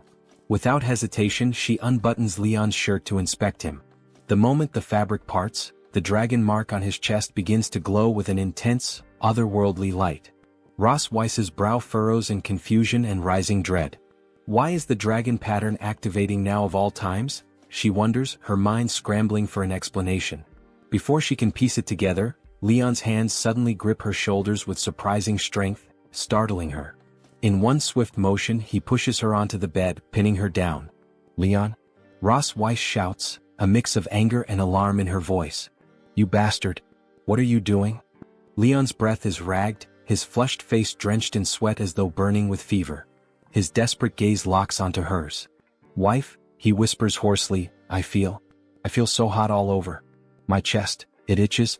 Ross Weiss's cheeks burn crimson at their close proximity, her heart pounding uncontrollably as she glares at him. Grinding her teeth, her mind works frantically. The dragon pattern combined with the lightning element, it's heightened his instincts, she realizes with dread. It's fueling his desire to reproduce. Before she can react, Leon's gaze shifts and his eyes land on her tail. Without warning he grabs it, pulling it closer. Ross Weiss freezes, completely stunned as Leon leans in and sniffs it, his expression dreamy and dazed. "Leon," she snaps, her voice trembling with a mixture of anger and embarrassment. "Let go of my tail right now." But Leon only tightens his grip, his face blissful as he mutters, "It smells so nice, so soft, wife." Ross Weiss's composure starts to unravel, her expression torn between fury and disbelief. If this keeps up, I might actually lose control, she thinks nervously. Determined to put an end to his antics, she presses her hand against his face again, this time with more force, trying to push him away. "Leon, stop it," she commands, her tone firm and sharp. Her patience wears thin, but her resolve to contain the situation remains unyielding. Ross Weiss's tail drags along the ground throughout the day, a fact she brings up with a sharp question. "Doesn't that disgust you?" But Leon remains unyielding, his stubborn nature refusing to relent. Despite her efforts to push him away, his hands cling tightly to her. As she continues scolding him, Leon suddenly places a finger gently on her lips, cutting her off mid-sentence. Startled, Ross Weiss freezes, her breath catching in her throat. Her eyes widen as she stares at him, uncertain and uncharacteristically speechless. Leon's gaze deepens, his expression carrying an intensity she's never seen before. "Malif," he says softly, addressing her by her first name, a rare and startling gesture. "You're so beautiful tonight." The unexpected compliment sends a wave of heat rushing to Ross Weiss's face, her cheeks glowing crimson. She turns her head away to escape his piercing gaze, her voice faltering as she stammers, "Even if you say that, I'm still mad at you." Her mind races.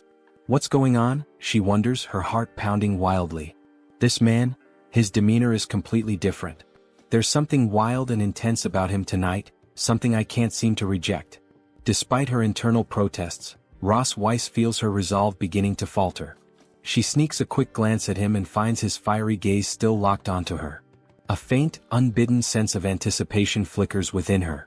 Sensing her hesitation, Leon leans closer, his voice dropping to a low, persuasive whisper. "Wife, can you help me please?" Ross Weiss bites her lip, torn between frustration and the turmoil of her emotions. Finally, with her face still flushed, she mutters, "Fine, but just tonight." Triumph flashes in Leon's eyes as he pulls her into his arms. The night stretches on, filled with an undeniable intensity that lingers even as dawn breaks. The next morning, in the grand chambers of the Silver Dragon Castle, Leon stirs awake, the effects of the dragon force finally fading. As his vision clears, he spots Ross Weiss lying beside him, her smirk both teasing and confident. "Awake, are we?" she asks in a playful tone, her piercing gaze fixed on him. Hearing her voice so close, Leon jolts upright, panic flashing in his eyes. "Ross Weiss," he exclaims. "Why are you in my bed?" His abrupt movement sends a wave of pain through his body, causing him to wince as he clutches his aching muscles. "Everything hurts," he groans, rubbing his temples. "My memory is fragmented. What the hell happened last night?" Ross Weiss stretches languidly before slipping out of bed, her smirk growing wider. She turns to face him with an air of feigned innocence. "You don't remember anything?" she asks lightly, though the glint in her eyes betrays her amusement.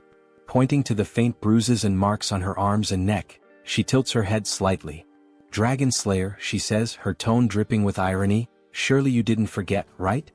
Leon's eyes widen further as he notices the marks on her skin. His shock deepens, leaving him struggling to piece together the chaotic fragments of the previous night.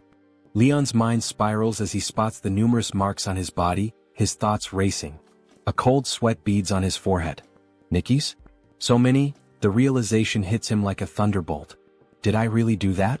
Suddenly, fragmented memories from the previous night begin to surface, each one more vivid than the last. Clutching his head, he watches as the scattered pieces fall into place. The full picture forms, and with it, a horrified scream escapes his lips. Ross Weiss, leaning casually against the bed frame, folds her arms and smirks. So, you do remember, she teases, her tone laced with amusement. You begged me last night, Leon. Said things like, Connie, just one more time, okay? Wife, I feel so bad. Please help me just this once and the last time, asterisk. Leon's face turns crimson as she mimics his desperate tone. Stop it, he yells, covering his ears in a futile attempt to drown out her words. I remember everything. There's no need to repeat it. Ross Weiss's smirk only grows wider as she watches him squirm, clearly savoring his discomfort.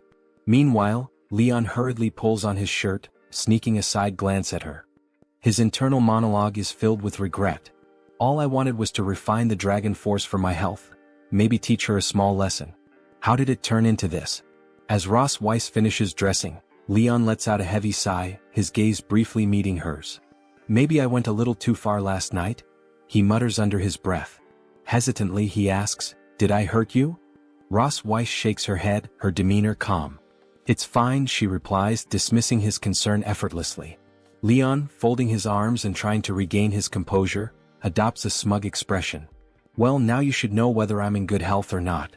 Next time, don't go doubting my abilities. Ross Weiss's eyes narrow sharply, her gaze piercing through him.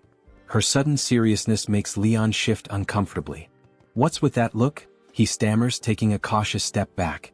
Without warning, Ross Weiss closes the gap between them, her expression unwavering. Before Leon can react, she grabs his chin, leaning in close. Her commanding tone is firm and unapologetic. Dragon Slayer, I must say, I'm very satisfied with your performance last night. I hope you can keep it up in the future. Leon freezes, his face burning red as her words sink in. Internally, his thoughts erupt. What is happening? Have I somehow become her personal servant now? Ross Weiss steps back, her usual smirk returning as though nothing had happened. Casually, she changes the subject. Now, about that bet, she says, her tone light. The mention of the bet jolts Leon from his daze. His eyes narrow with suspicion as he studies her carefully. The bet? He echoes, attempting to mask his nervousness. A faint blush colors Ross Weiss's cheeks as she glances away, the brief display of vulnerability catching Leon slightly off guard. Ross Weiss reminded Leon of the moment he had insisted that the children call her Mom, claiming it would deepen their affection for her. She acknowledged, with a soft chuckle, that he had won that argument. Leon raised an eyebrow, a flicker of pride lighting up his face, though he remained silent. Her tone softened as she addressed him. So, have you thought about the request you'd like to make? She asked, curious. Leon hesitated, scratching the back of his head, before responding with an unusual sincerity. Actually, I have. I'd like you to send someone to the Empire to check on my master and his wife. I need to know if they're doing okay. Ross Weiss's playful demeanor faded as she considered his request thoughtfully. Silver dragons aren't exactly known for stealth, but visiting someone isn't an issue, she replied calmly. Leon's face lit up with joy. You're really okay with it? He asked, his enthusiasm momentarily breaking through his composure. Catching himself, he straightened up, cleared his throat, and shifted to a formal tone. Thank you for your help, he added sincerely. Later, in the Silver Dragon Castle's garden, Leon sat on a bench, his pale and weary face betraying his fatigue. Little Muin approached him, her wide, curious eyes fixed on him. Dad, are you sick? She asked innocently, her voice filled with concern. Leon jolted at her question, his nervousness making him wave his hands in denial. What? No, of course not. Why would you say that? He blurted out. Muin giggled, her sweet laughter carrying through the garden. Mom told me, she said confidently.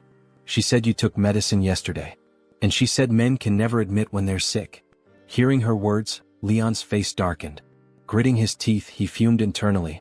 That meddling female dragon, how could she say that to a child? Do I even have any dignity left? Muin tilted her head, her expression turning to genuine concern. But you still don't look well, Dad. Is it because the medicine didn't work? Or maybe you didn't take enough of it? Leon let out a sigh, crouching down to meet her gaze. Placing his hands gently on her small shoulders, he said, Muin, it's rude to ask too many questions. Before he could steer the conversation away, Muin gasped, her eyes wide with fear. Dad, your mouth is bleeding, she cried. Clinging to him tightly, tears welled up in her eyes as she pleaded, Dad, I can't live without you. Please don't die. Leon's heart softened at her words. Smiling warmly, he patted her head gently.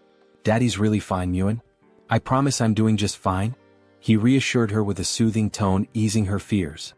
As Leon looks into Muin's bright, innocent eyes, he can't help but notice how much she resembles her mother, Ross Weiss. Her cheeky persistence, sharp wit, and lively expressions mirror her mother's traits perfectly. But this time, Leon decides he needs to stay ahead of her cleverness. No mercy. Kneeling down, he asks her with a playful tone, How about Daddy makes you a new toy today? The mention of a toy immediately fills Muin with excitement. Her eyes sparkle as she jumps up and down, clapping her hands. Yes, I love toys the most, Daddy, she exclaims, her enthusiasm infectious.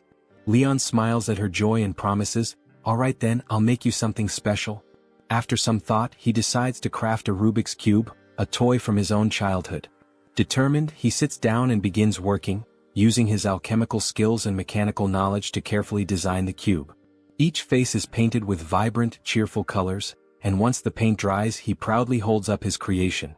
Presenting it to Muin, he explains, This is called a Rubik's Cube. You can twist it however you like. Want to give it a try? Muin's wide-eyed amazement is immediate. She eagerly takes the cube, examining it closely before twisting its sides. As she figures out its mechanics, her delighted smile warms Leon's heart. Watching her, Leon muses to himself, Who knew those alchemy mechanics lessons would be useful for babysitting? Maybe I was born to be a babysitter after all. But as the thought amuses him, a sudden unease creeps in. His smile fades and his expression grows serious. Turning sharply, he scans his surroundings, his senses on high alert. Muin notices his sudden shift and tilts her head curiously. Daddy, what's wrong? She asks, still clutching the Rubik's Cube. Leon hesitates for a moment before smiling to reassure her. It's nothing, sweetheart. Just thought I saw something, he replies calmly. Yet deep down he knows it's more than that. Moments ago, he felt a faint but unmistakable sensation, the presence of the dragon's gaze. His instincts tell him the sensation is coming from the direction of Noah's training grounds. He wonders if Noah, with her stubborn and independent nature, will ever decide to join them. As the thought lingers, he resolves to extend a gesture of connection by making a Rubik's Cube for her as well. Later that night, as the Silver Dragon Castle falls silent and Muin sleeps soundly in her room, Noah returns to her own quarters with her usual composed demeanor. Her sharp gaze immediately lands on the Rubik's Cube placed on her desk, accompanied by a handwritten note from Leon. Noah picks up the note with mild curiosity, reading its contents in Leon's familiar handwriting. This is a toy for you, Noah. Your task is to figure out how to solve it. Think of it as a little challenge. Scoffing, she mutters to herself, What an idiot. I don't have time for children's toys. Yet, despite her dismissive words, her fingers instinctively twist the sides of the Rubik's Cube, her movements precise and controlled. As she continues, a faint blush rises on her cheeks. Clutching the cube tightly, she whispers softly, Thank you, Dad. To her, the toy isn't just a puzzle, it's a rare and treasured gesture of affection from her father, something deeply meaningful. Carefully, Noah tucks the Rubik's Cube into a small wooden box hidden beneath her bed, a personal collection she fondly calls her treasure box. Inside are fragments of their father's black and gold armor, a nameplate engraved with Noah Kane Melkfi in Leon's hand, and now the cube itself. Unbeknownst to Noah, her younger sister, Mon, has been quietly observing from the doorway. Intrigued, Mon muses to herself, Sister's been acting strange lately. Always hiding things in that box. What could it be? Later, as Noah steps out of the room, Mon seizes her chance. Crawling under the bed with a mischievous grin, she whispers, Detective Mon is on the case. With great excitement, she retrieves the wooden box and opens it. Her eyes widen in surprise as she examines its contents. The armor fragments, the Rubik's Cube, the engraved nameplate. They're all connected to Dad, she says aloud, her face lighting up in understanding. So that's why she's been so secretive. Without a word, she ties Mon up, silences her with a cloth and reclaims her treasure box. Leaning down to the struggling Mon, Noah smirks and says, "No peeking. Got it?" Meanwhile, far from this sibling clash at St. Heath Academy, an elite institution of the Dragon Clan, the standards for student admission remain uncompromising. The academy not only evaluates individual potential but also prioritizes family harmony and adherence to dragon ideals. Believing that only a loving and harmonious family can raise a dragon to embody proper virtues, St. Heath only admits students from such backgrounds. To maintain the perfect image of a united dragon family, the Silver Dragon Queen Rosweiss devises a plan. A family outing to Sky City, complete with a picture-perfect family photo. Sky City, the vibrant heart of the dragon realm, buzzes with life as parent dragons playfully interact with their young. Against the lively backdrop, Rosweiss arrives in her majestic dragon form. Her family follows, captivated by her regal presence. Descending gracefully, Rosweiss lands and her youngest daughter, Muin, full of playful energy, gleefully slides down her mother's back. Below, Leon stands ready, his arms outstretched. "Slow down, Muin. I'll catch you," he calls out.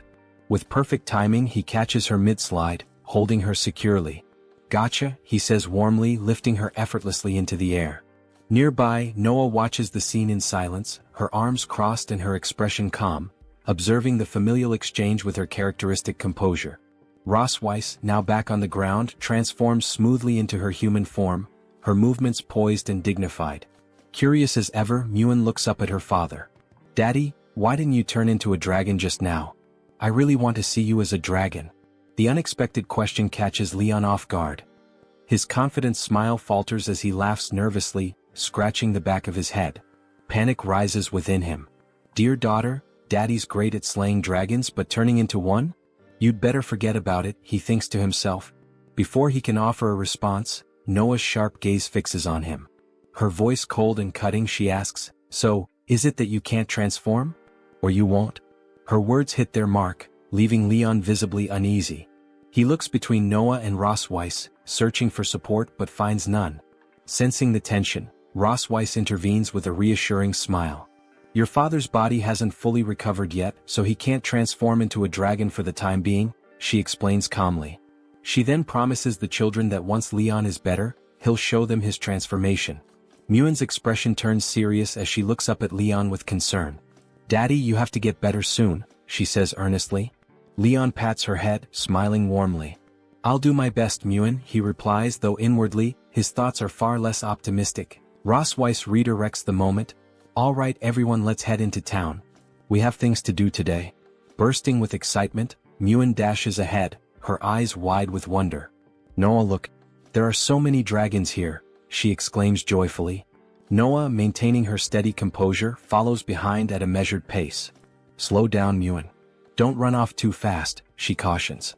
As the two sisters move through the bustling streets, their presence draws the attention of the dragon citizens. Many pause, their gazes filled with curiosity and admiration as they take in the siblings, marveling at their striking presence amid the lively crowd. Rosweiss and Leon walk behind their daughters as the lively streets of Sky City hum with activity. Leon's expression darkens and his body trembles faintly. Though silent, his unease does not escape Rosweiss's sharp perception. She notices his trembling and thinks, is he shaking?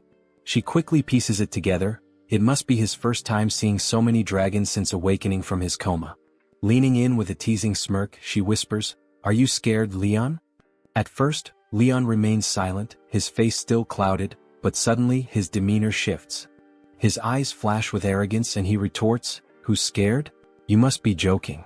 Puffing out his chest dramatically, he points at the dragon citizens around them. "I'm excited, Rosweiss.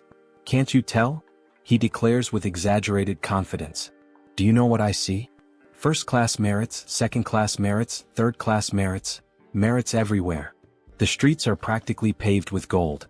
I'm going to get rich." Completely unfazed by their reactions, he whistles casually and strides forward with a self-satisfied grin. Rosweiss pinches the bridge of her nose, exhaling in exasperation. "I worried about him for no reason." Again, she thinks. Later, the family arrives at a specific shop in the bustling town. As the door creaks open, the dragon shopkeepers immediately bow deeply, their voices filled with reverence. "Your Majesty, the Silver Dragon Queen and her family, it is our great honor to serve you." Rosweiss enters with her usual grace, followed by Leon and the children. Inside, Muen dashes around excitedly, her curiosity boundless. She grabs Noah's hand and tugs her toward the walls, pointing eagerly. "Noah, look. So many dragon pictures," she exclaims, her eyes sparkling with wonder. Noah, ever stoic, remains silent, her expression unchanged despite her sister's enthusiasm. Meanwhile, Leon sidles up to Rosweiss, his curiosity piqued. In a low voice he asks, "Aren't you the Silver Dragon Queen? Why are you coming here to take photos yourself? Shouldn't someone else handle this?" Rosweiss glances at him sideways, clearly unimpressed. "The Dragon King of a tribe can only command members of their own tribe," she explains calmly. "The dragons of Sky City, however, do not belong to any specific tribe. They're independent." Leon smirks, clearly enjoying himself. "So basically your queenly status doesn't hold much weight here, huh?" he quips, a glint of mischief in his eyes. Before he can revel in his teasing for long, Rosweiss stomps on his foot with her sharp high heels. A sharp jolt of pain shoots through Leon as he winces, but Rosweiss remains composed, brushing off his antics as if nothing had happened. Leon yelps in pain, hopping on one foot as he clutches his throbbing toes. Rosweiss, donning a sweet yet dangerously mischievous smile, quips, "Well, in any case, I'm taller than you now." Her remark elicits a nervous chuckle from the head shopkeeper, who steps forward and bows deeply. "It's truly an honor to have the Silver Dragon Queen and her family here," the shopkeeper says with reverence. "To take a family photo for Her Majesty is a privilege beyond compare." Rosweiss straightens her posture, flipping her hair with a confident flourish. "Everyone says my photography skills are top-notch among the dragon tribe," she boasts. "It's your great fortune that we managed to schedule this appointment." As they converse, the head shopkeeper glances cautiously toward Leon and asks, "What about Her Majesty's husband's tail? Should it be included in the photo?" Rosweiss waves the question aside with a nonchalant gesture. "He's not fond of showing his tail," she explains with a shrug. "Let's pick a tailless suit for him instead." Her words spark a vivid memory, and a sly smile tugs at her lips as she recalls the earlier incident at the Silver Dragon Castle. Before departing for Sky City, Rosweiss had presented Leon with a custom-made silver dragon tail decoration, urging him to wear it. Leon's reaction had been immediate and dramatic.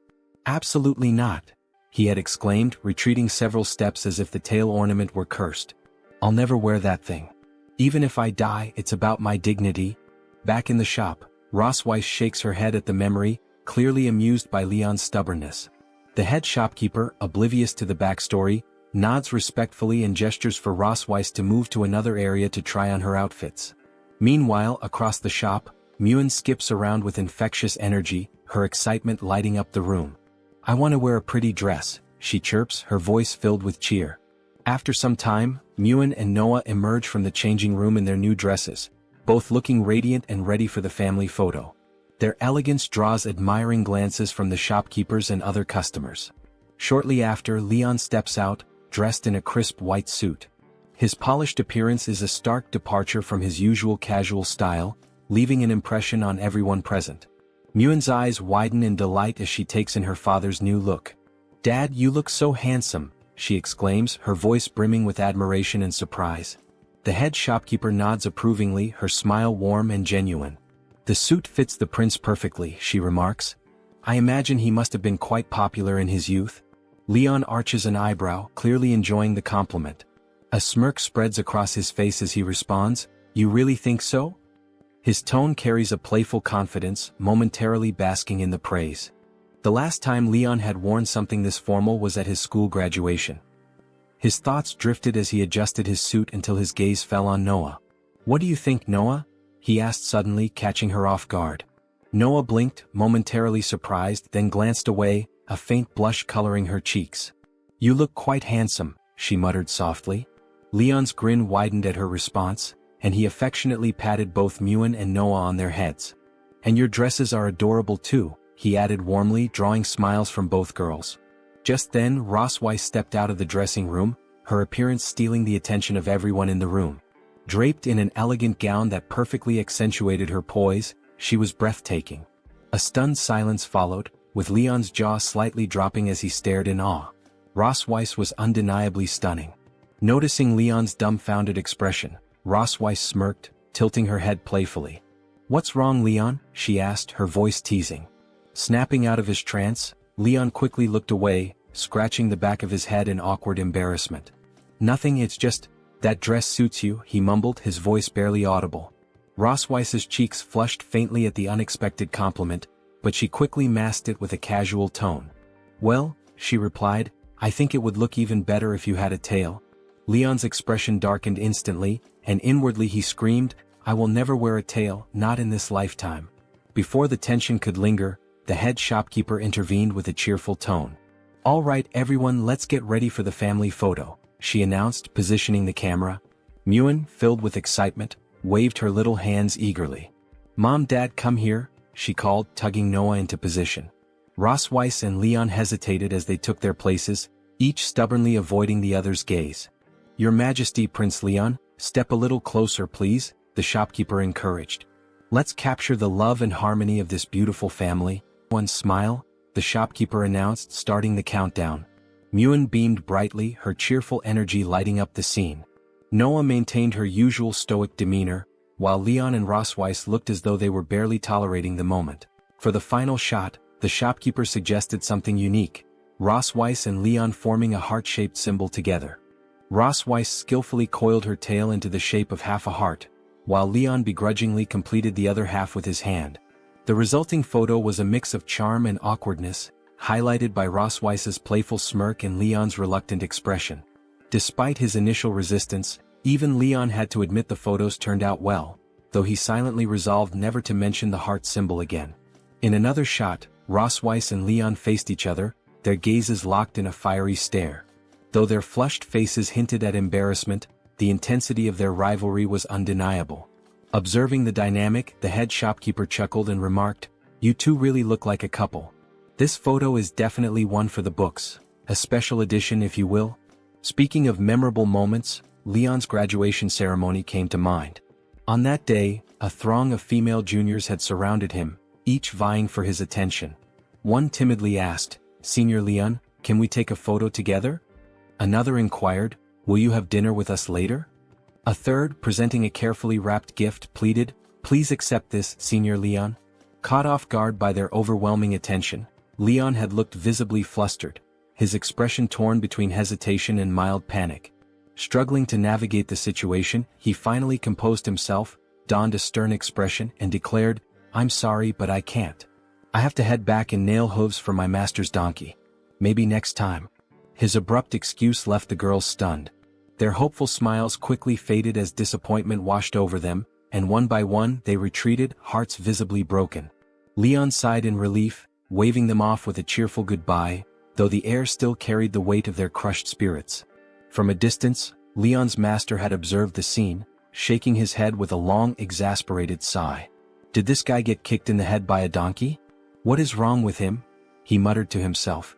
Back in Sky City, after the photo shoot, the head shopkeeper informed them that the photos would take approximately 6 hours to develop.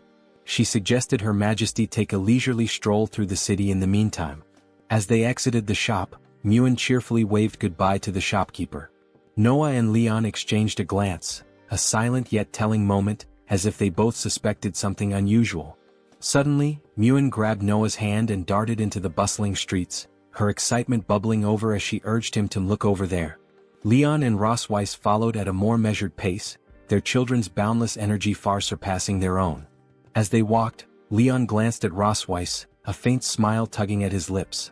"I never thought I'd get the chance to go shopping with you." Leon steps slow as he remarks how different this all feels. Rosweiss, ever composed, replies in her calm tone, reminding him that this is merely for maintaining their family image. Yet, her demeanor softens as she adds, "Besides, Noah has been preparing so diligently for her entrance exam. She's worked hard for almost a month. It's good for her to relax occasionally." As their conversation continues, Muen and Noah suddenly halt in front of a bustling stall featuring a balloon shooting game. Their eyes immediately fixate on a cute teddy bear displayed among the prizes. Muen's excitement shines through her starry-eyed gaze, while Noah appears equally captivated by the fluffy toy. Leon and Rosweiss catch up, pausing in surprise as they find the girls completely engrossed. Noah steps forward with quiet determination, picking up the toy gun. She takes aim carefully, her focus intense, but her efforts fall short. Either her shots miss the balloons entirely, or they strike ones that refuse to pop. A tense silence follows, and Noah's face twists into a pout of frustration, the expression unintentionally adorable. Myun's enthusiasm dims, her disappointment mirroring Noah's. The shopkeeper, noticing their downcast expressions, offers a warm smile. A few more tries and I'm sure you'll get it. Leon steps forward, shaking his head with a chuckle. So, they've got games like this here too, huh? Myun's face lights up as she exclaims, Dad? Meanwhile, Noah, still pouting, mutters about how she just can't seem to win. Leon laughs awkwardly, suspecting that the game might be rigged. But before he can voice his doubts, Noah shoves the toy gun into his hands, her pout now almost commanding. Taking the gun, Leon examines it thoughtfully, recalling similar games he had encountered in human markets. Ross Weiss watches him intently, commenting, the bullets for this toy are crafted from magical energy. It takes precise control to manage the magic effectively. No wonder it's challenging for Noah. Sensing an opportunity, the shopkeeper smiles slyly at the parents. Would you two like to give it a try? If you can hit all the balloons within 10 shots, you'll win the pair of teddy bears your daughter seems so fond of. Internally, the shopkeeper smirks, proud of his strategy. Letting the children struggle first was a calculated move to draw their parents into spending more money. Leon glances at Myun and Noah, his voice gentle. Do you want the teddy bears? Noah huffs, crossing her arms and looking away. I'm not interested, she declares, though her tone betrays her real feelings. Beside her, Myun lowers her shoulders, her voice soft and wistful. Myun doesn't want them either. Despite their attempts to mask their desires, the longing in their eyes is unmistakable. Leon couldn't be fooled. Though Myun and Noah insisted otherwise, he knew they both wanted the teddy bears but were too proud to admit it. With a mischievous grin, he turned to Ross Weiss and, pointing at her, confidently declared to the shopkeeper, Give me 10 shots. She'll pay for it. Ross Weiss gasped in surprise, caught completely off guard. The shopkeeper, amused by their dynamic, chuckled and rubbed his hands together. That's the spirit. Leon picked up the gun, his expression shifting to one of intense focus. Memories of his training days at the Dragon Slayer Academy flashed through his mind. It had been a while since he'd held a weapon, and a twinge of nostalgia accompanied the familiar feeling. Meanwhile, Ross Weiss begrudgingly handed over the gold, the shopkeeper accepting it with a cheerful, thanks. Taking aim, Leon fired his first shot. Mississippi. Another shot. Miss again. Shot after shot yielded the same result, not a single balloon popped. The shopkeeper smirked, pride swelling as he watched Leon fail. He had tampered with the gun to make the game almost impossible, confident that no one could win. Leon, however, wasn't ready to concede. Tapping the gun lightly, he frowned, murmuring, What's going on? Inspecting the weapon carefully, he slid his left hand casually into his pocket, took a deep breath and steadied his aim. This time, his movements were precise, calculated, and smooth. One by one, the balloons burst with every shot. The shopkeeper's smug expression evaporated as disbelief overtook him. Leon spun the gun in his hand and smirked. Guess I just needed to test the sights first. Didn't expect to hit them all after that, he remarked coolly. The shopkeeper stood frozen, his mind racing as he struggled to comprehend what had just happened. Meanwhile, Ross Weiss offered a soft smile and said, Not bad. Myun, cheeks flushed with admiration, clutched her teddy bear tightly and exclaimed, Dad is amazing. Noah, equally surprised and blushing faintly, added, Dad is so sharp. Defeated, the shopkeeper forced a smile and handed over the teddy bears. That's awesome, he said, his tone anything but sincere. Internally, he muttered, Just take them and leave already. Leon accepted the prizes graciously, his warm smile contrasting the shopkeeper's reluctant expression. Thank you, he said, his voice genuine as he turned back to his family, the girls glowing with happiness. Leon knelt before his daughters, handing a teddy bear to each of them with a gentle smile. These are for you, he said softly. Myun's face lit up with joy as she hugged her bear tightly, looking up at him with pure happiness. Thank you, Dad, she exclaimed. Noah, meanwhile, cradled her bear delicately, inspecting it as though it were a precious treasure. In a quiet voice, she murmured, Thanks, Dad. Ross Weiss stood to the side, observing the tender moment. A flicker of surprise crossed her expression as she took in the rare harmony and affection between them. Watching Leon, a thought crept into her mind. Though this guy often seems offbeat, there's a certain charm about him when he gets serious. Leon, catching her gaze, held his attention on her, noticing the contemplative look on her face. Something about it stirred a decision in him. Ross Weiss, sensing his stare, glanced back at him, puzzled by his lingering expression. His lips curled into a faint smile, and without any explanation he remarked, "Oh, I have some thoughts about Rosweiss too. Let's see where they lead." Later, the family continued their stroll through the bustling streets. As they walked, a little dragon girl pointed toward Rosweiss, tugging on her mother's sleeve. "I want that too," the girl said. Startled, the mother glanced at Rosweiss with a hint of surprise but chose to stay silent. Meanwhile, Leon recalled an earlier idea. He had decided that Rosweiss, his big baby girl, deserved a teddy bear of her own. True to his plan, he managed to procure a large, oversized bear and handed it to her. Rosweiss accepted the bear, holding it as she walked alongside the family. Her expression remained calm and unreadable, showing no reaction to the little dragon girl's remark. After all, the comment had been directed at the girl's mother, not her. Leon strolled leisurely, his hands clasped behind his head, breaking the silence with a chuckle. "Did you see the look on that shopkeeper's face at the end?" he asked. "It was like he finally got rid of us and his anger all at once." He recalled the moment vividly, how the shopkeeper's face had turned pale when Leon demanded another shot, the man's disbelief growing as he realized Leon's inevitable victory. Rosweiss responded in her usual composed tone. "If it had been me," she remarked coolly, "I'd have advised you not to waste your time on such a childish game." Leon turned to her with a grin. "Come on," he said. "We're out here together. It's good to have a little fun." Tilting his head, he asked playfully, "Unless you didn't enjoy it?" Without changing her expression, Rosweiss replied curtly, "I didn't say that." Pointing a finger at her confidently, Leon declared, "Now that you're here, I can't let you go back empty-handed." Rosweiss, clutching the oversized teddy bear, felt a faint blush spread across her cheeks as a fleeting thought passed through her mind. Bears, in her view, were nothing more than unpalatable creatures, far from satisfying any appetite. Yet, when turned into toys, they held an unexpected charm. Without waiting for a response from Leon, she quickened her pace, walking ahead with her cheeks still tinted pink. Tossing a playful remark over her shoulder, she said, "Come find me after dinner tonight," her voice tinged with mischief. Leon froze mid-step, her words echoing in his ears. He stood rooted in place, wide-eyed, a wave of surprise washing over him. A moment later, he remained there, unmoving, a silent question lingering in his mind as if suspended in the air around him.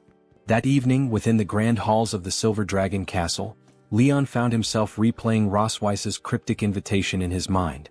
As he wandered down a dimly lit corridor after dinner, her words, "Come find me after dinner," repeated themselves like a mantra. His chest tightened with a mix of anticipation and unease. "It's late and I'm heading to her room alone," he muttered, his voice low. The thought unsettled him. "If I go, I'll feel awkward all night. If I don't, I'll be restless for a week." With a frustrated sigh, Leon clenched his fists, steeling his resolve. "Fine. I'll go see her. Whatever happens, happens." Determined, he strode down the hallway. Reaching Rosweiss's door, Leon stopped and inhaled deeply, readying himself to knock. Yet, as his hand neared the wood, he noticed the door was slightly ajar. Curiosity got the better of him, and he gently pushed it open, stepping into her room. His eyes swept over the space, searching for her. The sound of running water reached his ears and realization dawned. She was still in the shower. Leon's gaze drifted toward the bathroom, where the faint silhouette of Rosweiss was visible through the frosted glass shower door. Frowning, he noted the transparency of the glass. "What kind of cheap glass is this?" he thought, quickly averting his eyes in embarrassment.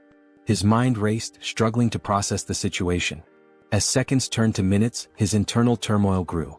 Snapping himself back to reality, Leon shook his head, trying to focus. Against his better judgment, he allowed his eyes to momentarily wander toward the shower. Whether he truly peeked or not remained unclear. What he saw was fleeting and ambiguous, impossible to confirm. Moments later, Rosweiss emerged, now dressed in her pajamas. Her damp silver hair clung to her skin, and the steam from the shower still lingered around her. Leon's breath caught as he took in the sight. Rosweiss met his gaze with a calm demeanor, her voice cutting through the charged atmosphere. "You're here. Let's get started." Her tone was steady, but the moment felt anything but ordinary. Leon's heart skipped a beat, his composure wavering. The scene felt almost surreal, as though it were a natural progression yet entirely unexpected. Rosweiss's beauty was undeniable, capable of captivating anyone who laid eyes on her. Leon, however, found himself grappling with a flicker of nervousness, a thought crossing his mind, "Am I about to be squeezed dry again?" The lingering tension left the romance suspended, teasing at what might unfold. Hours later, an extra layer of their story came to light. After 6 long hours, the photos were finally ready.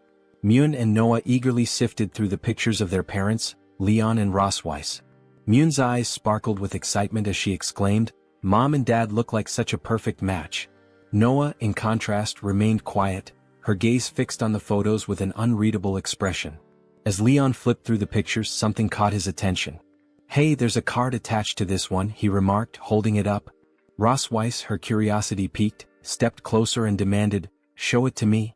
Together, they turned the photo over to reveal a handwritten note from the head shopkeeper. Reading it aloud, they spoke in unison, "May the silver light always shine in the eyes of the one they love." Their faces instantly turned a deep shade of red. Embarrassed, they both protested at once. "Who's in love with whom?" Leon sputtered, "Who's in love with her?" Rosweiss snapped, "Who's in love with him?" Still flustered, Rosweiss briefly hid her face behind her hands before muttering indignantly, "There must be some mistake. Fix this photo for me." Leon, nodding in agreement, replied quickly, "Yeah, it must have been written wrong." Later, as Rosweiss stepped out of the shower room, her damp silver hair falling gracefully over her shoulders, she asked without hesitation, "Where would you like to do it? The living room or the balcony?" Leon froze in place, utterly blindsided by her words. His face flushed a deep red, panic setting in. Stammering, he replied nervously, "The balcony? That's not good, right? I mean, people might see us, that would be embarrassing." Rosweiss, with an air of indifference, casually adjusted her hair in the mirror. "The living room is fine then," she replied. "It makes no difference to me." Leon exhaled deeply, feeling as though he were trapped in an impossible situation. Finally, with a dramatic sigh, he clenched his fists and shouted, "Fine. Come on, do it." He threw himself onto the sofa, teeth gritted and eyes tightly shut, bracing for whatever was about to come. Rosweiss, observing his odd behavior, raised an eyebrow in amusement. "What are you doing?" she asked, her voice carrying a hint of playfulness. Leon cracked one eye open, his face still burning with embarrassment. "Aren't you going to, do it?" he blurted out, unable to hide his flustered state. Rosweiss, now seated elegantly on the opposite sofa with her legs crossed, let a sly smile spread across her face. Her calm, composed demeanor only added to the tension in the room, leaving Leon to wonder what exactly he had just gotten himself into. Rosweiss couldn't resist teasing as she remarked with a playful smirk, "Mr. Casanova seems quite eager." Her tone shifted to one of calm playfulness as she added, "But tonight isn't suitable. Let's do it another day." Leon froze, her words striking him like lightning. Breaking the moment, Rosweiss placed a paper on the table. Leon, quickly composing himself, sat upright on the sofa and coughed awkwardly before asking, "What's this?" Rosweiss adjusted her posture and explained, "These are test questions from St. Heath Academy. They used to evaluate viviparous families in the past. The questions focus on the partner's living habits, personalities, and shared experiences." She placed more papers on the table and continued, "We need to get these answers right in advance. If we can't respond properly later, it could affect Noah's admission evaluation." Leon picked up the paper, skimming through the questions. With a skeptical look, he commented, "These are like questions from one of those cheesy couples' tacit understanding games." Rosweiss raised an eyebrow and replied, "Cheesy or not, they're important." Leon shrugged, scanning the paper further. "They're asking about stuff like your partner's favorite color, a phrase they often say, where you went on your first date, or which book they like to read." "Really?" Looking up, he asked, "All right then, Rosweiss, what's your favorite color?" "Black," she replied calmly, then returned the question, "What about you?" "Silver," Leon answered without hesitation. Their eyes locked, an unspoken realization settling between them. The intensity of their gaze grew until both became self-conscious, their faces flushing red. They quickly turned away, brushing off the moment. "It's just a coincidence," Rosweiss muttered, glancing to the side. "Yeah, just a coincidence," Leon agreed, scratching the back of his head and looking in the opposite direction. Clearing her throat, Rosweiss snapped their focus back to the task. "In any case, we need to test how well we know each other." "Fine by me," Leon replied, grabbing a pen. The two began filling in their answers, their focus entirely on the task. After a short while, Leon leaned back and declared, "I'm done." Rosweiss finished moments later and nodded. "Let's check the scores." They swapped papers to review each other's answers. When they finished tallying, Rosweiss had scored 45 points, while Leon scored 58. Leon leaned back with a smug grin. Looks like I scored higher than you. Seems like I know the queen better than she knows me. Glancing at her score, she felt a mixture of frustration and surprise. Thoughts raced through her mind. I didn't expect him to notice even my small habits, she admitted to herself. The way I sit or how I position my tail to feel comfortable. He must be more observant than I thought. Her gaze drifted to a particular question on the test. Has your partner ever been particularly disappointed with you about something? Leon had answered yes, but Rosweiss had marked no. Seeing his response, she sighed inwardly. The truth is, the only mistakes he's ever made are in guessing my thoughts, she reflected. Crossing her arms and briefly closing her eyes, she admitted, I've always kept things to myself, never really sharing openly with anyone. No wonder he guessed wrong. When she looked back at Leon, he was engrossed in the question paper, his brows furrowed in concentration. Watching him, a soft thought crept into her mind. Maybe, if it's him, I could rely on him. I could open up to him someday. Leon suddenly noticed her gaze. Her eyes were steady, intense, and somehow endearing. For a moment he wondered, is she mad about the score? The thought amused him and he chuckled inwardly. Placing a hand on her shoulder, he teased lightly, hey, it's no big deal. We haven't spent that much time together yet. It's only natural that you wouldn't score high this time. Rosweiss blinked, startled as though snapped out of a trance. Her eyes darted to his hand, then back to his face. Leon smiled warmly and added, give it a little more time, and you'll know me better than I know myself. His words were light-hearted, but the sincerity in his voice caught her off guard. Her heart skipped a beat, and soon it was pounding so loudly she was certain he could hear it. She clutched the question paper tightly, trying to steady herself as an unfamiliar warmth spread through her chest. What's wrong with me? She wondered, her face flushed as she avoided his gaze. In an attempt to mask her flustered state, she abruptly slammed the question paper into his face. Blushing fiercely, she demanded, stop talking nonsense and write down your correct answers. Leon, unfazed and still smiling, leaned back and teased, wait, did you really get this question wrong? He pointed to her previous answer and said, you told me you've never been disappointed in me before. Rosweiss, clearly flustered, denied it with a quick shake of her head. But then, after a brief pause, she added, if I must point out something, it would be the lack of Dragon Great Forces last time. Leon smirked and teased, from now on, I'll make Dragon Great Force pills my meals. Don't regret it later.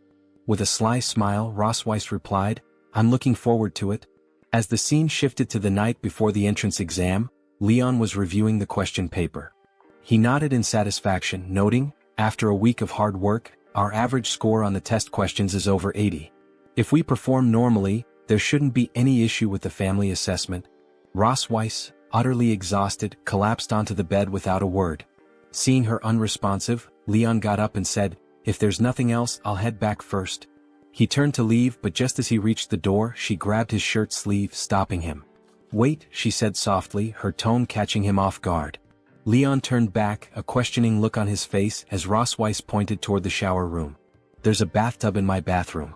Go take a bath and then come back. Leon blinked in surprise, stunned by her unexpected suggestion. What do you mean by telling me to take a shower in your room? He asked, bewildered. Without hesitation, Rosweiss began pushing him toward the shower room. Just go and wash when I tell you to. Hurry up, she insisted. Rosweiss, Leon protested, calling her name, but she ignored him and continued pushing until he was inside. Once Leon was in the shower room, she quickly closed the door. Standing by the door, Leon began taking off his shirt, perplexed. Why does she want me to take a shower in her bathroom for no reason? He wondered aloud. He questioned if she was planning something strange but sighed, reasoning that her nerves were probably just frayed due to the entrance exam. Concluding it was nothing serious, Leon decided to relax and enjoy the bath. Immersed in the hot water, he leaned back and sighed contentedly. This feels so good, he murmured to himself. As Leon soaked in the tub, Rosweiss slowly opened the bathroom door. She was wrapped in a towel, her presence catching Leon completely off guard. Seeing her, he loudly called out her name in shock. Rosweiss smirked, flicking her hair behind her ear as the dragon mark on her chest began to glow faintly. Looking at him, she said, I've been feeling a lot of pressure these days and I want to do it now. Leon's face turned pale as her words registered. Internally panicking, he thought, what I've been fearing has finally come true. The dragon mark on Rosweiss' chest began resonating with the mark on his, creating a visible connection. Alarmed, Leon stood up abruptly, shouting, "Why? If you're under pressure, why are you putting it on me?" Ross Weiss, smiling mischievously and winking at him, replied, "By transferring the pressure to you, I can feel relieved. Isn't that right?" Ross Weiss removed the towel from her body and stood before Leon, completely bare, her gaze unwavering. She asked pointedly if he hadn't arrived here with this intention just a few days ago. Leon, unable to refute the truth in her words, averted his eyes and silently acknowledged her statement, realizing he had no way to decline her. Without hesitation, Ross Weiss stepped into the bathtub, joining Leon, her body pressing gently against his chest. Locking eyes with him, she leaned closer and said he couldn't escape anymore, urging him to surrender completely. Leon, unable to resist her, complied as their dragon marks began to glow with increasing intensity, the light bright and undeniable. The next day at the admission test for St. Heath Academy, Leon and Ross Weiss arrived alongside Noah. Leon marveled at the sight of the prestigious institution. His voice filled with awe as he remarked, "So this is St. Heath Academy?" He turned toward Ross Weiss, noticing her unusually quiet demeanor and serious expression. Concerned, Leon leaned closer and asked what was wrong, joking that he had performed decompression for her last night, but it seemed to have worn off quickly. Ross Weiss's face turned red with embarrassment, and she hit his back lightly, muttering under her breath for him to go to hell. Leon laughed at her reaction and encouraged her to move on, and together they entered the academy. At the registration desk, they submitted Noah's details. The receptionist, reading from the form, announced, "Noah K. Melk, Silver Dragon Clan." Her skeptical expression did not go unnoticed by Leon, who immediately asked if there was an issue. The receptionist assured them there was none but admitted her surprise. She explained that while the academy allowed young dragons to enroll at a minimum age of 1 year, most applicants were between 4 and 6 years old. With a faint smirk, the receptionist teasingly asked if Noah was the princess of their clan, suggesting she might be too young. Ross Weiss, her face composed and authoritative, responded firmly that Noah was exceptionally intelligent and her age posed no obstacle. Respecting her decisive tone, the receptionist nodded and instructed them to proceed. She informed them that Noah would be escorted by a special staff member to the written test, while Leon and Ross Weiss would need to head to the 4th floor for the family assessment. On the 4th floor, inside the meeting room, Leon and Ross Weiss sat across from the academy staff. Ross Weiss leaned close to Leon, holding his hand with a warm smile, and whispered playfully, asking if, based on his experience, he thought the 3 individuals in front of them would be easy to handle. Leon glanced at them, his face stoic and disinterested. In a low voice he replied that they looked easy to kill. Reflecting silently, he noted that the version of himself from before Ross Weiss had captured his heart would have eliminated all 3 in under 50 rounds. His expression darkened, his jaw clenched, and his body radiated a palpable killing intent. Tightening his fist, Leon whispered to Ross Weiss that if these individuals dared to prevent Noah from attending the academy, he would confront them with his sword. The 3 academy staff, although maintaining their composure outwardly, could feel the overwhelming intensity of Leon's aura. Internally, they acknowledged him as a truly intimidating and imposing parent. An older man, introducing himself as Walter Wilson, the vice principal of St. Heath Academy, calmly explained that he would be overseeing their assessment for the day. His demeanor was composed as he reassured them not to be nervous, advising them to simply relax and answer his questions. Ross Weiss forced a polite smile and nodded, while Leon, offering a strained smile, silently assessed the man. He couldn't shake the feeling that this vice principal wasn't as simple as he appeared and wondered if something unusual might be about to happen. The vice principal then posed a question. Did they remember the date of their wedding anniversary? Ross Weiss and Leon exchanged a brief glance, both of them knowing this question was coming. Back in their bedroom at Silver Dragon Castle, Ross Weiss had once told Leon that they needed to be prepared if anyone ever asked about their anniversary. Since they had never officially married and she had become pregnant before they could tie the knot, they had planned a response. Leon, recalling her words, paused for a moment and then answered that if he had to pick a day that left a lasting impression, it would be that one. Ross Weiss, following his lead, completed the answer by stating it was in the year 1733 of the creation calendar. In the interview room, both Leon and Ross Weiss confidently answered that it was May 25th. Leon, however, couldn't help but reflect silently on the fact that May 25th was the day he and Ross Weiss had first bonded in the dungeon. The vice principal glanced at the papers they had submitted, his expression tinged with suspicion. He remarked that their child was already over 1 year old, despite their marriage lasting less than 2 years, noting that this progression seemed faster than what was typical for most families. Leon, laughing awkwardly, quickly explained that they had fallen in love at first sight, had a wonderful relationship, and things had progressed rapidly, including their marriage and pregnancy. Shifting his attention, the vice principal then asked if, during their 2 years of marriage, they had discovered any shortcomings or bad habits in each other. Leon answered yes, while Rosweiss replied no. Internally, they both thought their answers should be a mix of truth and fiction, just enough to seem convincing. When asked to elaborate, Leon put on an act, his face falling into a sad expression. With an Oscar-worthy performance, he dramatically explained that sometimes he felt invisible, as though he didn't exist. Blushing, he placed his hand on his chest and continued, describing how his wife was so capable, managing family affairs and housework with exceptional order, which made him feel insignificant. As Leon delivered his monologue, Rosweiss stared at him, unimpressed. Flustered now, Leon turned to her, gently taking her hands in his face still red. Rosweiss, playing along with Leon's act and blushing as well, gazed into his eyes. In a soft voice, Leon expressed his concern, telling her that she easily accumulated stress, and he wanted to take this opportunity to say something important. He told her that he wanted to do more for their family and asked her to rely on him. Internally, however, he thought that she shouldn't take advantage of him when he's under pressure in the future. An older woman suddenly interjected, commenting on how considerate and good a husband Leon seemed to be. She then turned to Rosweiss and asked her what she thought was the most attractive thing about her husband. Surprised, Rosweiss paused for a moment before answering. With a flushed face, she described Leon as handsome, with a great figure, focused, serious, smart, responsible, fond of children, and someone who never lost his temper. She added that he wasn't greasy, which made him even more attractive. Rosweiss also mentioned that although her health hadn't been as good as it was before marriage, it wasn't a major issue since Leon was skilled at making medicine and used various remedies to treat her. Leon, hearing her praise, forced a smile but laughed awkwardly. Internally, he wondered if she was truly praising him or subtly insulting him. As the conversation continued, Rosweiss, still holding Leon's hands, looked into his eyes with a concerned expression. Caught off guard, Leon awkwardly glanced back at her, unsure how to respond. Rosweiss then added that she also wanted to take the opportunity to tell her husband not to push himself too much. As she spoke, she tightened her grip on Leon's hand, applying enough pressure that he screamed internally in pain. The three assessors, completely fooled by their act, thought to themselves what a loving couple they made. Later, the three assessors asked Rosweiss and Leon a series of questions, and the couple answered each one with poise and grace, leaving a strong impression. As the interview neared its conclusion, the older man asked if they had any questions for the other party. He explained that this was an additional question, and the person being asked must answer truthfully.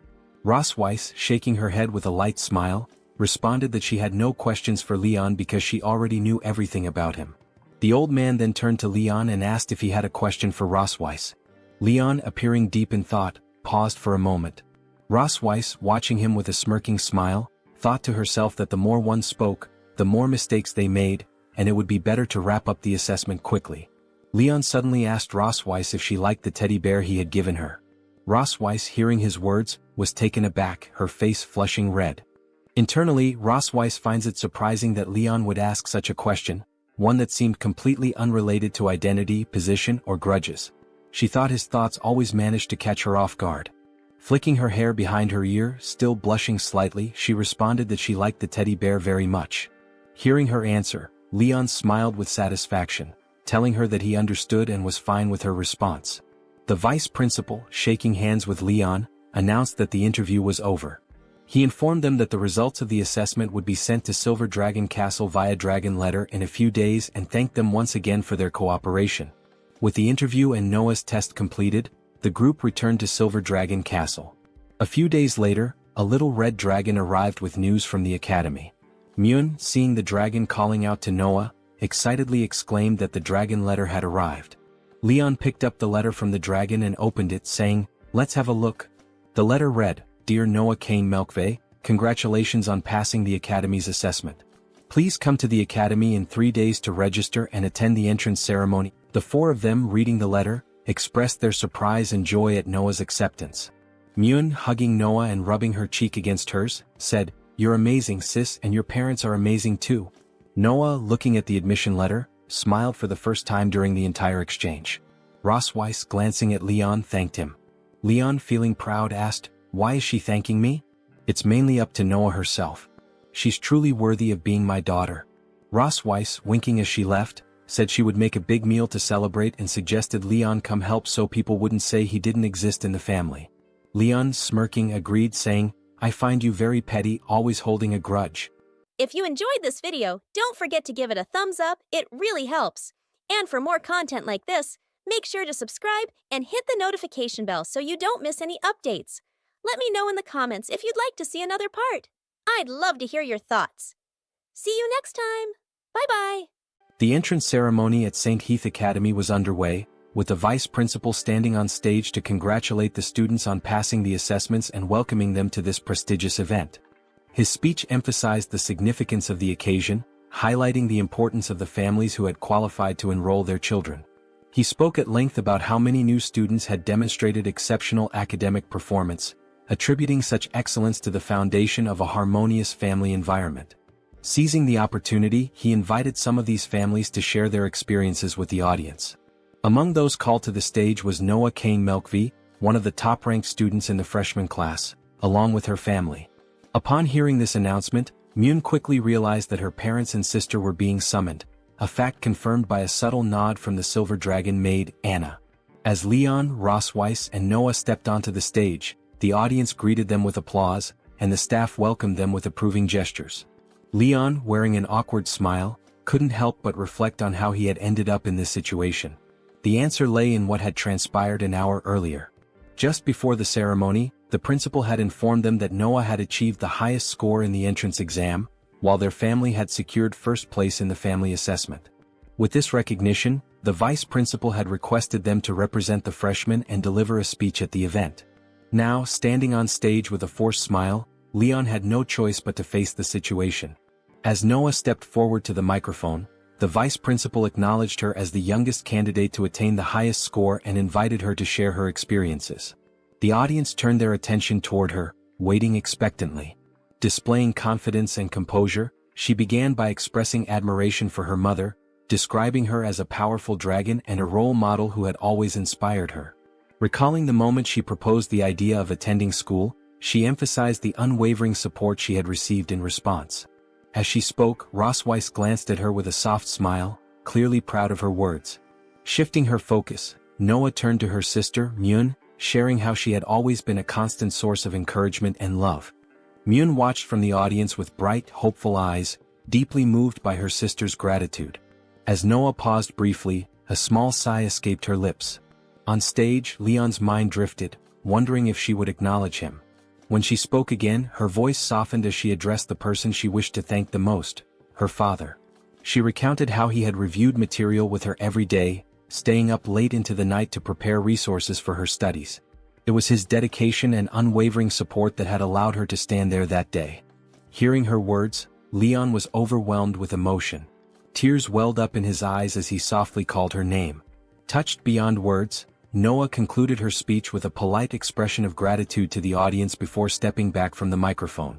The vice principal, visibly moved, remarked on the depth of respect Noah held for her father, suggesting that Leon demonstrate his fatherly affection with a kiss. For a moment, Leon was stunned, his thoughts racing as he tried to process the unexpected suggestion. His gaze shifted between the vice principal and Noah, recalling how she had barely tolerated his touch just a month ago. The idea of her allowing such a gesture in public seemed unthinkable. Leaning slightly toward her, he whispered a proposal to settle for a simple hug instead. Noah, however, averted her gaze, a faint blush coloring her cheeks. Her voice, barely audible yet firm, urged him to finish the kiss and end the socially mortifying ordeal. Leon stared at her, momentarily speechless at her sudden change in tone. With heartfelt resolve, he leaned forward and placed a gentle, fatherly kiss on her forehead. The simple act carried a deep sense of pride and affection, marking the moment with quiet significance. From the audience, Myun, unable to contain her excitement, eagerly declared her own desire to kiss her sister. Before she could act on her impulse, Anna swiftly intervened, reminding her that, as a royal, she couldn't disrupt the ceremony by rushing onto the stage. Myun, though reluctant, settled back into her seat, her eyes lingering on Noah with longing. Meanwhile, Rosweiss exhaled in relief, silently grateful that the attention had not shifted toward her. Noah's face burned with embarrassment at the unexpected display of affection. Leon, noticing her reaction, responded with a gentle smile, his expression filled with warmth. The vice principal, visibly moved by the scene, commented on the strength of their family bond, emphasizing that truly remarkable dragons always remember to express gratitude to their loved ones. He praised the Melkvi family as a true example of what a family should be. However, what followed left the entire audience in stunned silence. With an air of cheerful oblivion, the vice principal casually revealed that he had shared similar moments of pride with his own daughter in the past. As if inspired by his own words, he then turned to Leon and suggested that, as a model of a loving couple, he should not forget his wife. Leon and Ross Weiss were both caught off guard, their expressions frozen in shock. Leon's jaw tightened, his fists clenching as he struggled to contain his frustration. Ross Weiss, momentarily pale, instinctively recoiled, unable to find the words to respond.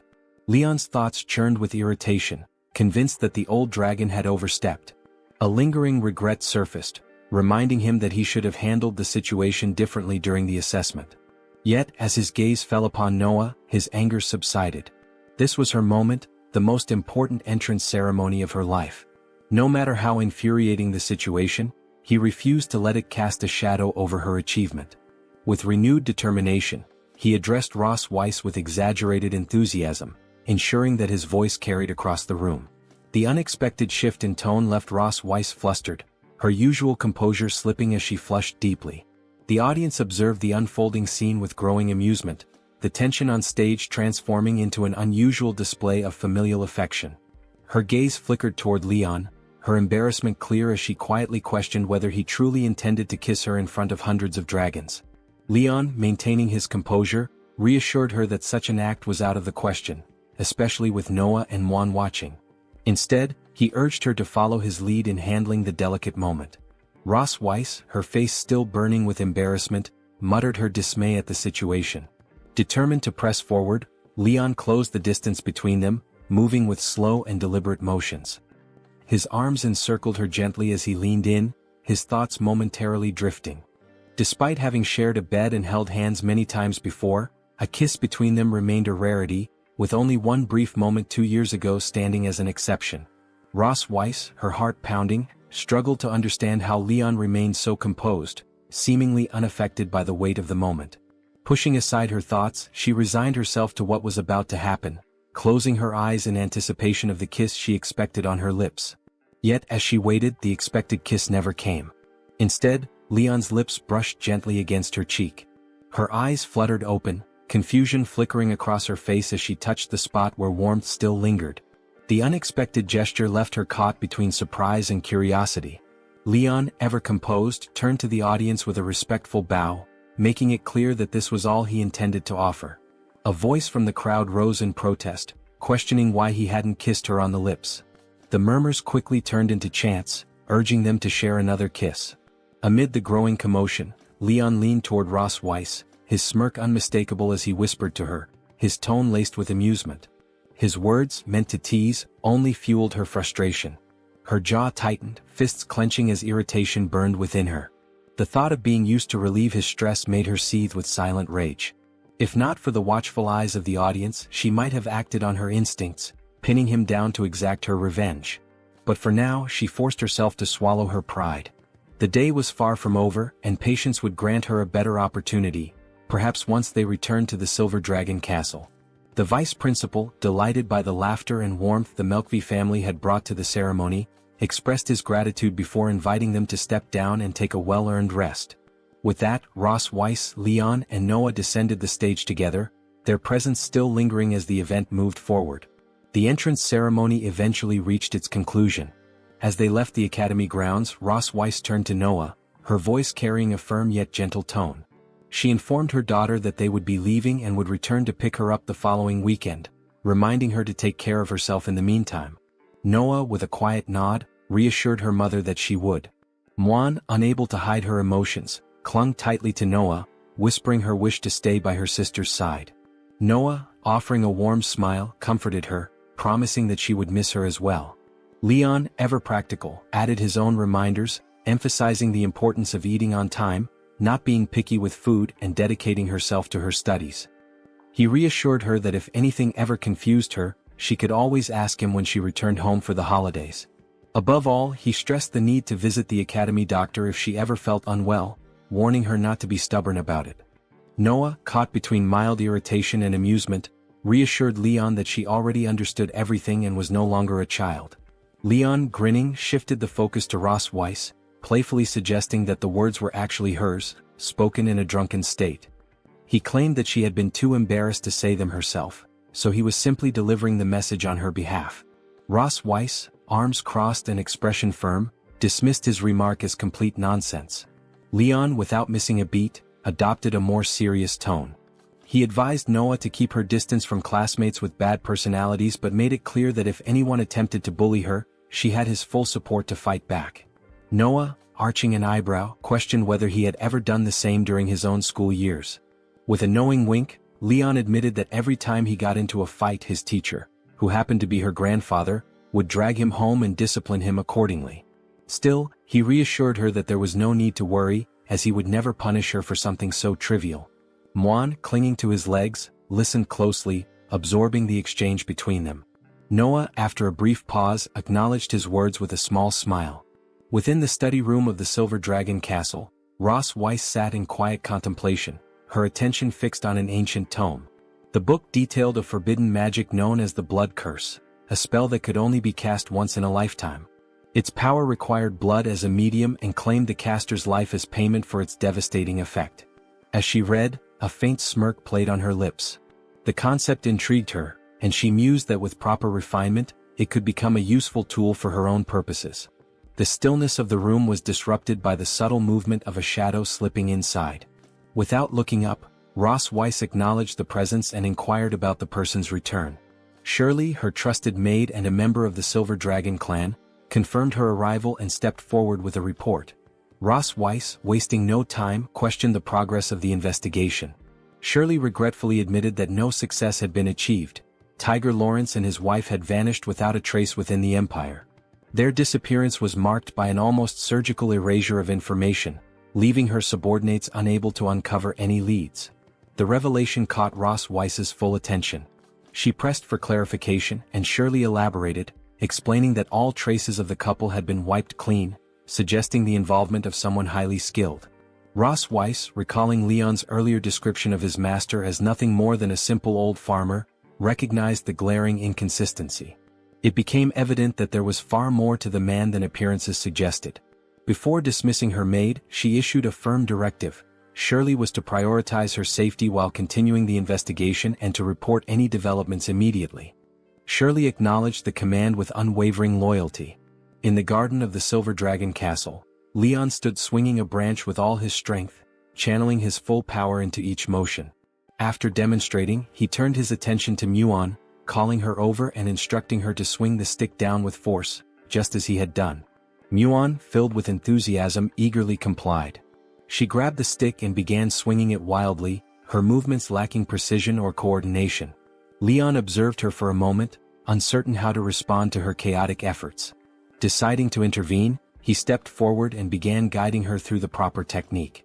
He carefully adjusted her grip, demonstrated the correct way to swing, and helped her position herself properly. As the lesson continued, Ross Weiss arrived in the garden. The moment Muan saw her, her face lit up, and she cheerfully acknowledged her mother's presence. Leon also took notice, commenting on her return from her rounds. Ross Weiss responded only with a smirking smile, her gaze meeting Leon's with quiet amusement. Muan wasted no time running to Ross Weiss, wrapping her arms around her mother in a tight embrace. Ross Weiss gently patted her daughter's head and asked if she had listened to her father that day.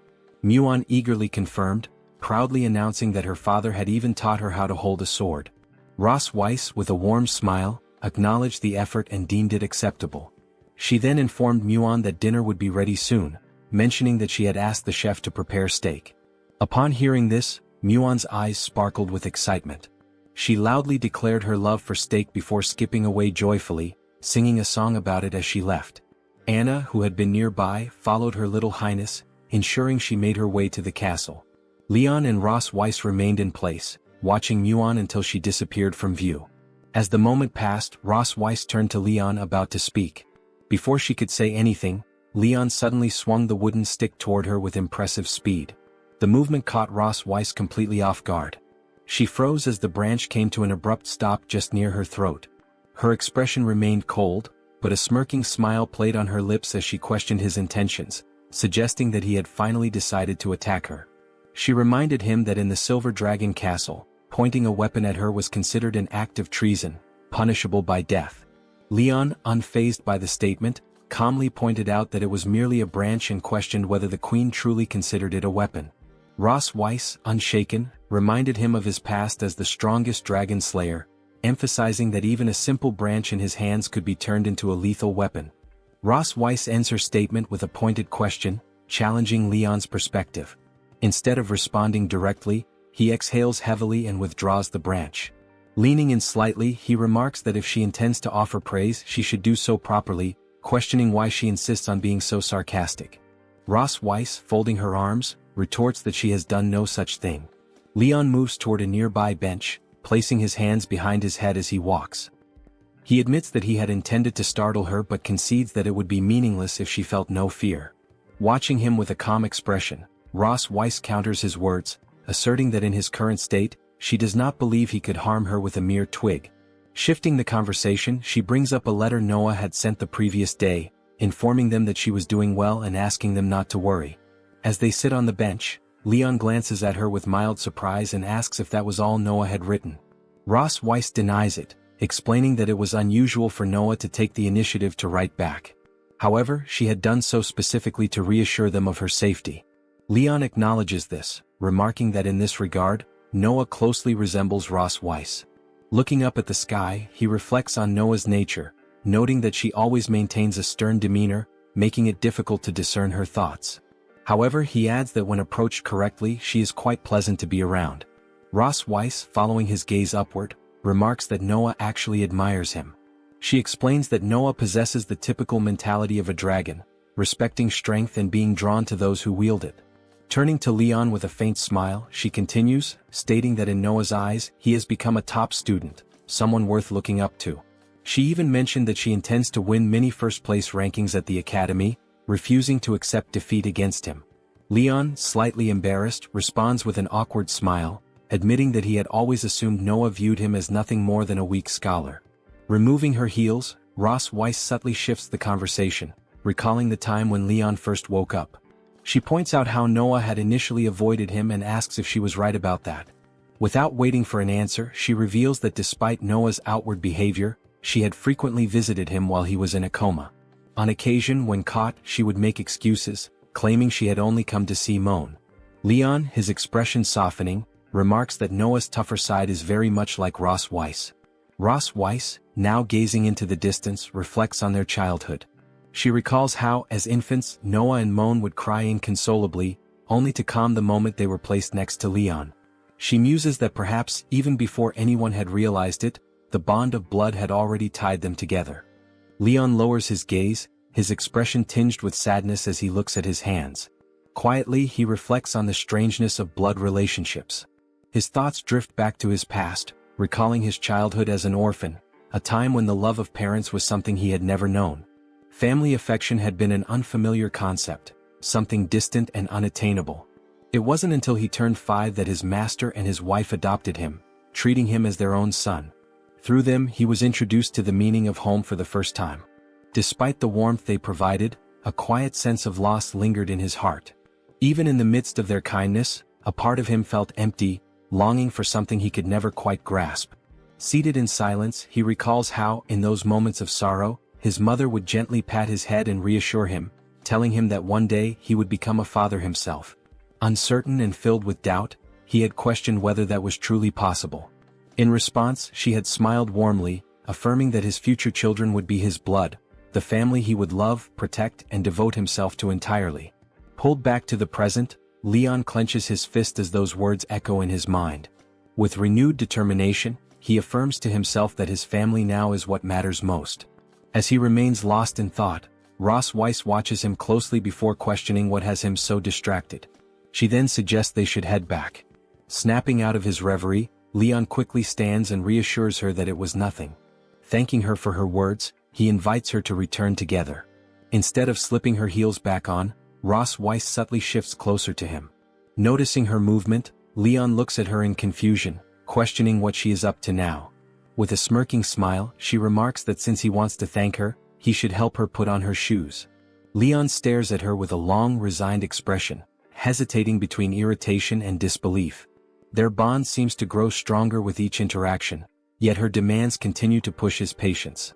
Ross Weiss, still smirking, repeats her request, insisting that if he truly wants to express gratitude, he should assist her. Leon, taken aback, repeats her words in disbelief, questioning whether she seriously expects him to do such a thing. He firmly refuses, declaring that there is no way he will comply. Pointing an accusatory finger at her, he angrily reminds her that washing her feet last time had already been humiliating enough, and now she dares to ask for even more. He questions whether he has any dignity left at all. Before he can protest further, Ross Weiss swiftly kicks him in the face, cutting off his complaints without hesitation. Ross Weiss coldly reminded Leon that she still had not settled the score for the kiss at the entrance ceremony, and now he refused to help her put on her shoes. With an arrogant expression, she ordered him to stop talking nonsense and complete the task so they could leave. Grumbling under his breath, Leon finally relented, crouching down to slip the shoes onto her feet. As he finished, Ross Weiss smirked, commenting on how quick his movements were despite his initial reluctance. Leon retorted that it was indeed easy, far easier than putting shoes on a donkey. The moment the words left his mouth, her expression darkened. Gritting her teeth in anger, she glared at him before attempting to kick his head again. This time, however, Leon was prepared. Smiling, he bent backward, effortlessly dodging her attack as her leg cut through the air.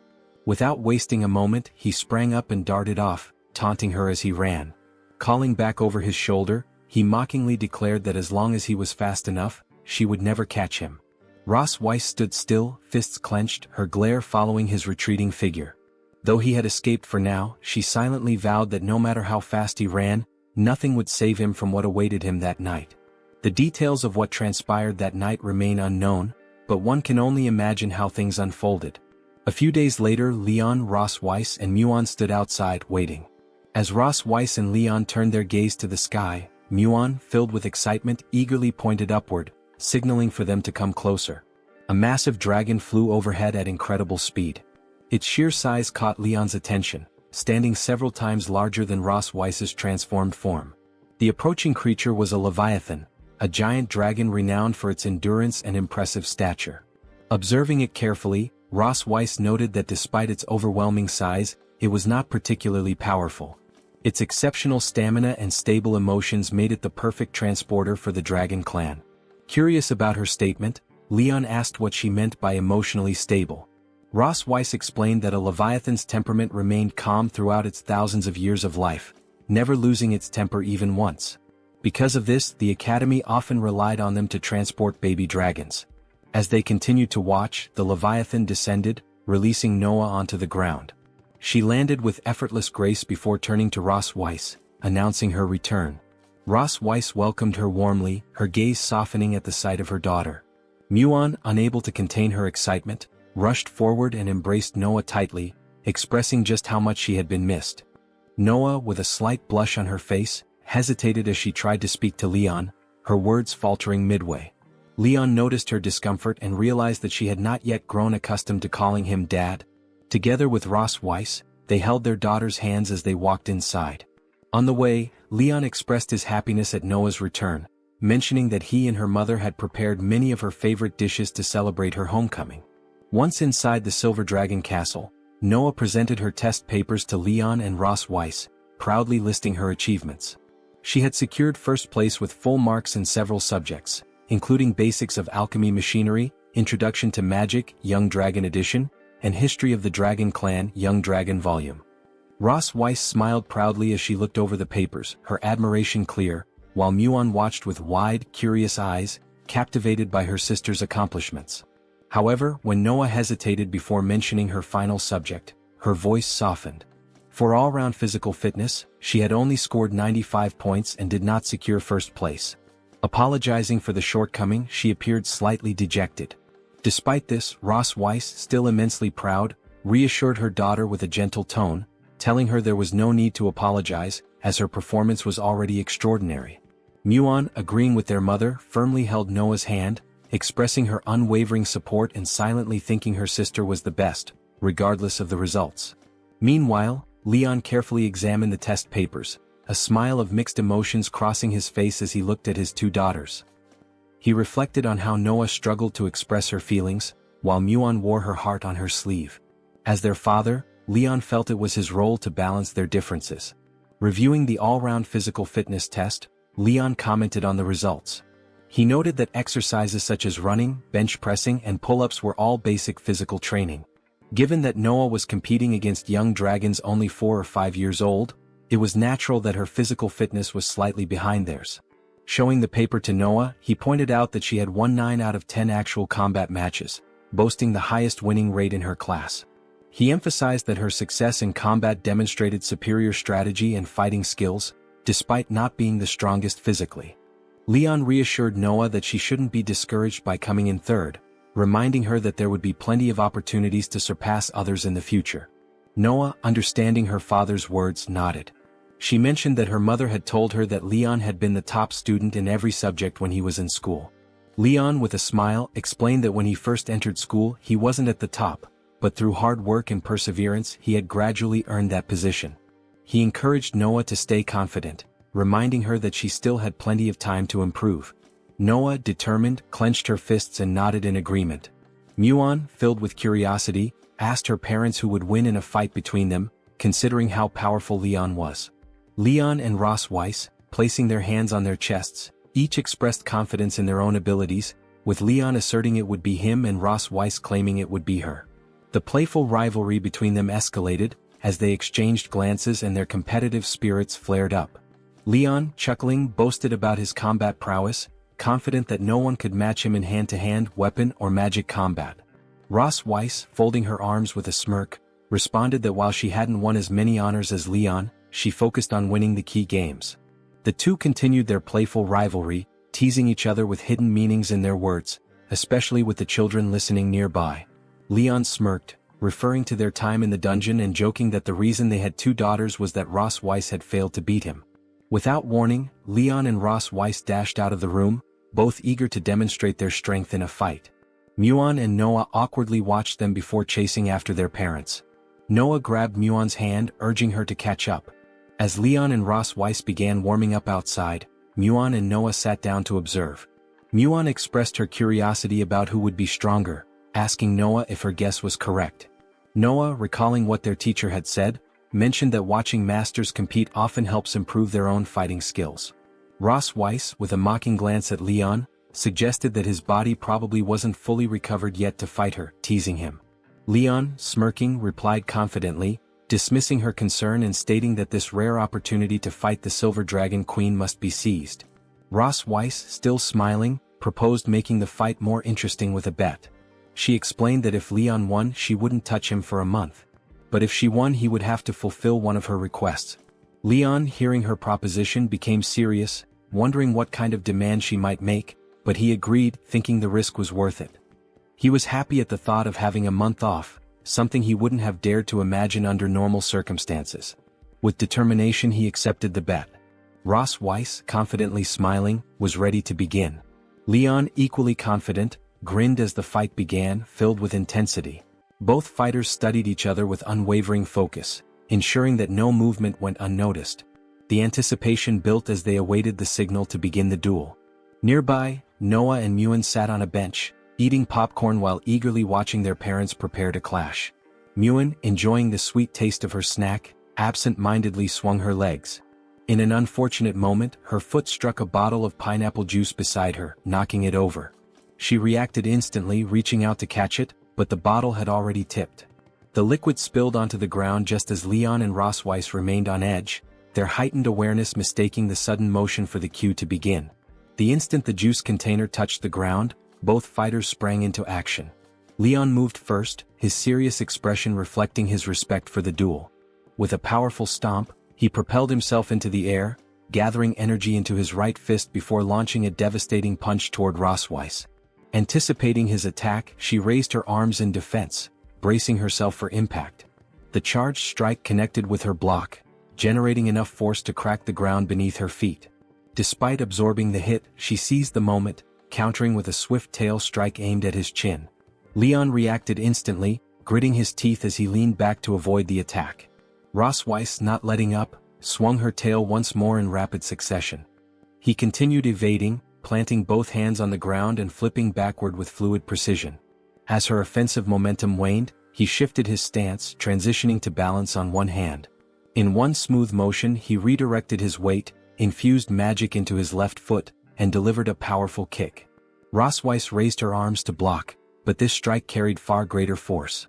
The impact sent her skidding backward, her feet carving deep trails into the sand. She barely managed to stabilize herself, lowering one hand to the ground as she reassessed the fight. A realization dawned on her: physical combat put her at a disadvantage.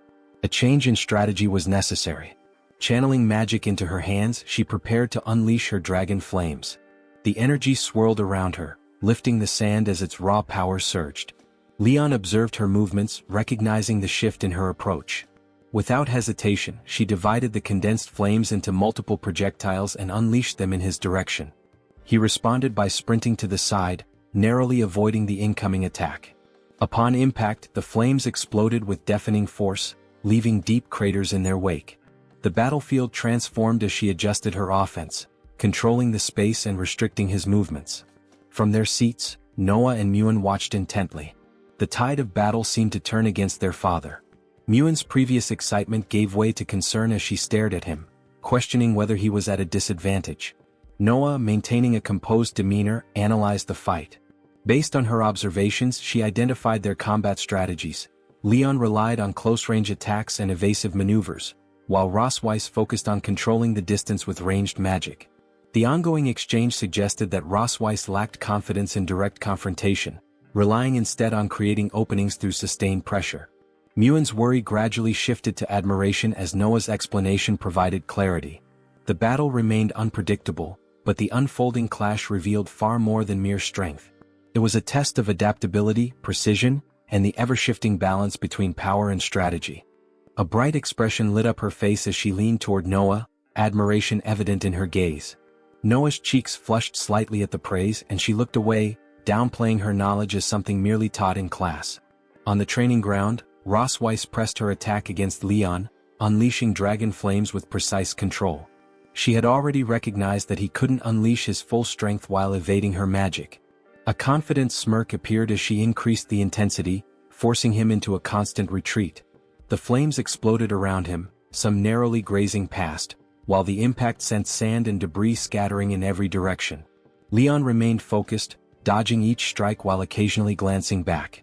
His confidence remained unshaken, though Rosweiss was far from impressed. Without hesitation, she refined her approach, gathering energy into her hands and condensing the flames into two massive forms. The blazing projectiles moved with intent, closing in on Leon from both sides, leaving no room to escape.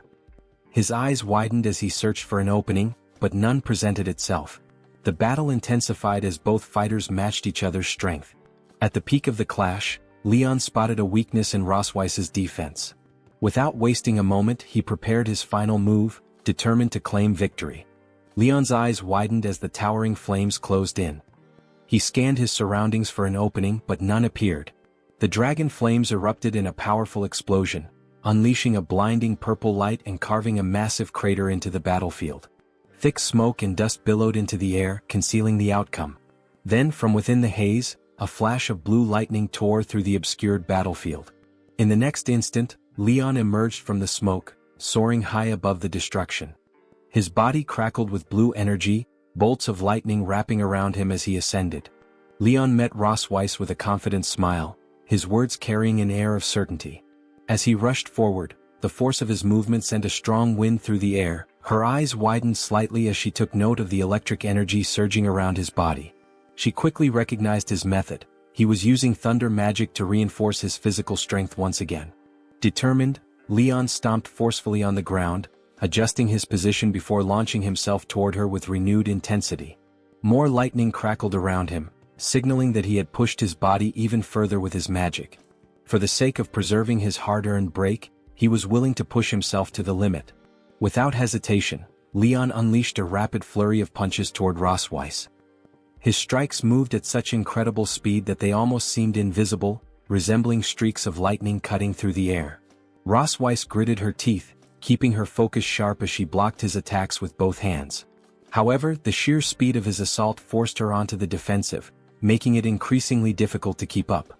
A tight frown formed on her face as she continued to deflect his blows, but concern settled in her mind. Leon's body had yet to fully recover, yet he recklessly pushed himself beyond his limits. His current strength, amplified by thunder magic, placed an immense strain on him. Recognizing the urgency of the situation, Rosweiss knew she needed to bring the fight to a swift conclusion. Meanwhile, Leon noticed the slight strain in her expression, a subtle but clear indication that she was beginning to falter. He saw her focus waver for just a moment and seized the opportunity. Abruptly halting his punches, he extended his left leg, sweeping toward her feet with precise timing. Rosweiss reacted instantly but was caught off guard by the unexpected maneuver. Before she could fully evade, Leon's sweep connected, causing her balance to waver. She instinctively leaned back in an attempt to recover, but the situation left her with no clear opening to counterattack. Gathering all his remaining thunder magic into his right fist, Leon moved in for the finishing blow. His unwavering gaze met hers, a confident expression making his intentions clear. Victory was within his grasp. Rosweiss had intended to regain her footing and mount a defense, but Leon's sudden shift in tactics left her vulnerable. Her hand reached out, but with no solid support, she began to fall.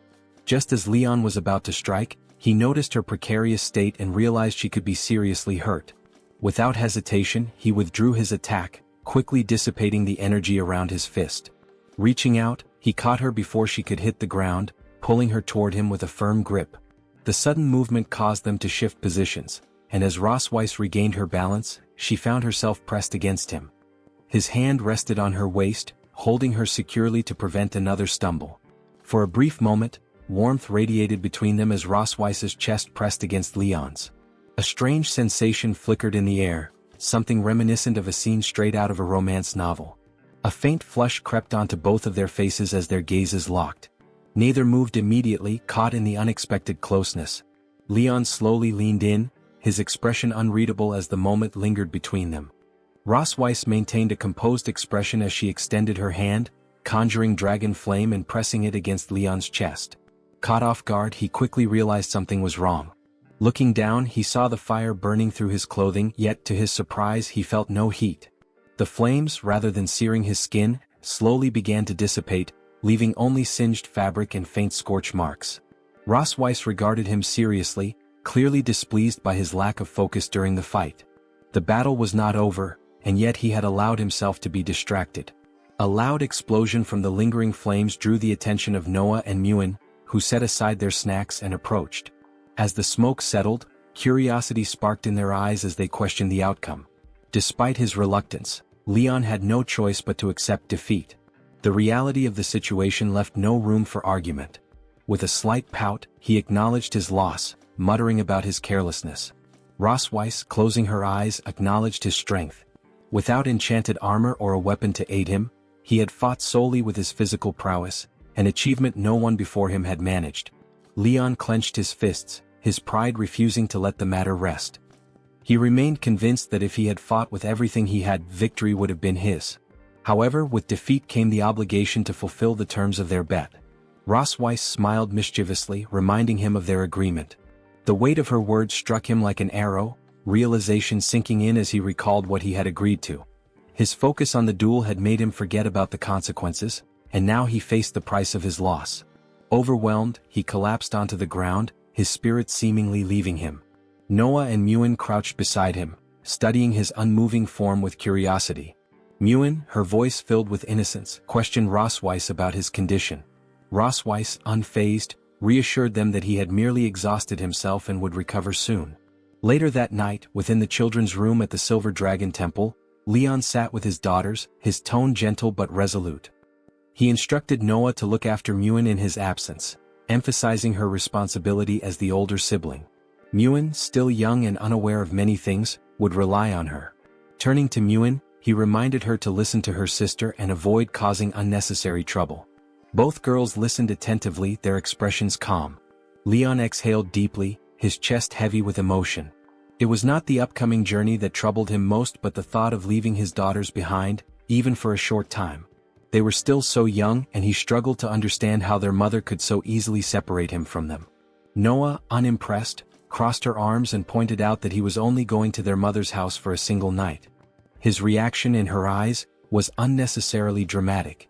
Leon, with a visible shudder, lowered his voice, admitting that spending an entire night at Rosweiss's mercy was far more terrifying than anything else.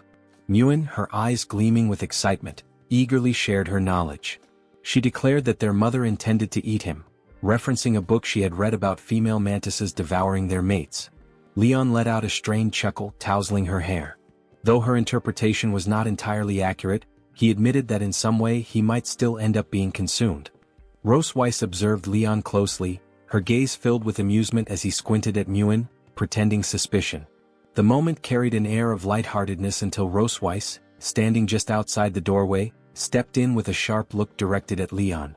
Her tone shifted between sternness and gentleness as she addressed the children, ensuring they settled in for the night before turning her attention back to Leon. His reaction to her words betrayed a hint of nervousness, his mind already speculating on what she truly meant. Without allowing him much time to linger on his thoughts, she pulled him along, dismissing his murmured complaints.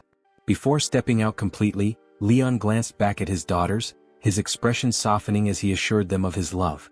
Once the door closed behind them, Muen curiously whispered her thoughts to Noah, who simply shrugged, unwilling to waste energy figuring out the oddities of adults. Inside the queen's bedroom of the Silver Dragon Temple, Rosweiss sipped her wine, her amusement evident as she observed Leon's growing unease. With a teasing remark, she invited him to join her, though his refusal was immediate and firm. However, her tone shifted, reminding him of his previous promise to fulfill any request should he lose their duel. She pointed out his reluctance, emphasizing the contrast between his words and actions. Leon attempted to maintain his composure, pushing back against her playful provocations, but her next words caught him off guard. She admitted that she had hoped he would win, hinting at a different kind of reward had he emerged victorious. His frustration surfaced as he questioned why she hadn't simply let him win, but her response came with a knowing smirk. She had thought of a more intriguing way to spend the evening. Without breaking eye contact, she poured the dream wine onto her skin, allowing the crimson liquid to glide down in delicate trails.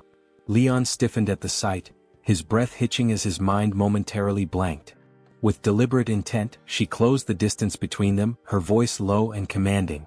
The mixture of her scent and the wine's aroma clouded his senses, pushing his resistance to its limit. Despite his struggle, he found himself drawn in, pressing his lips to her skin and drinking from the shimmering trails of wine.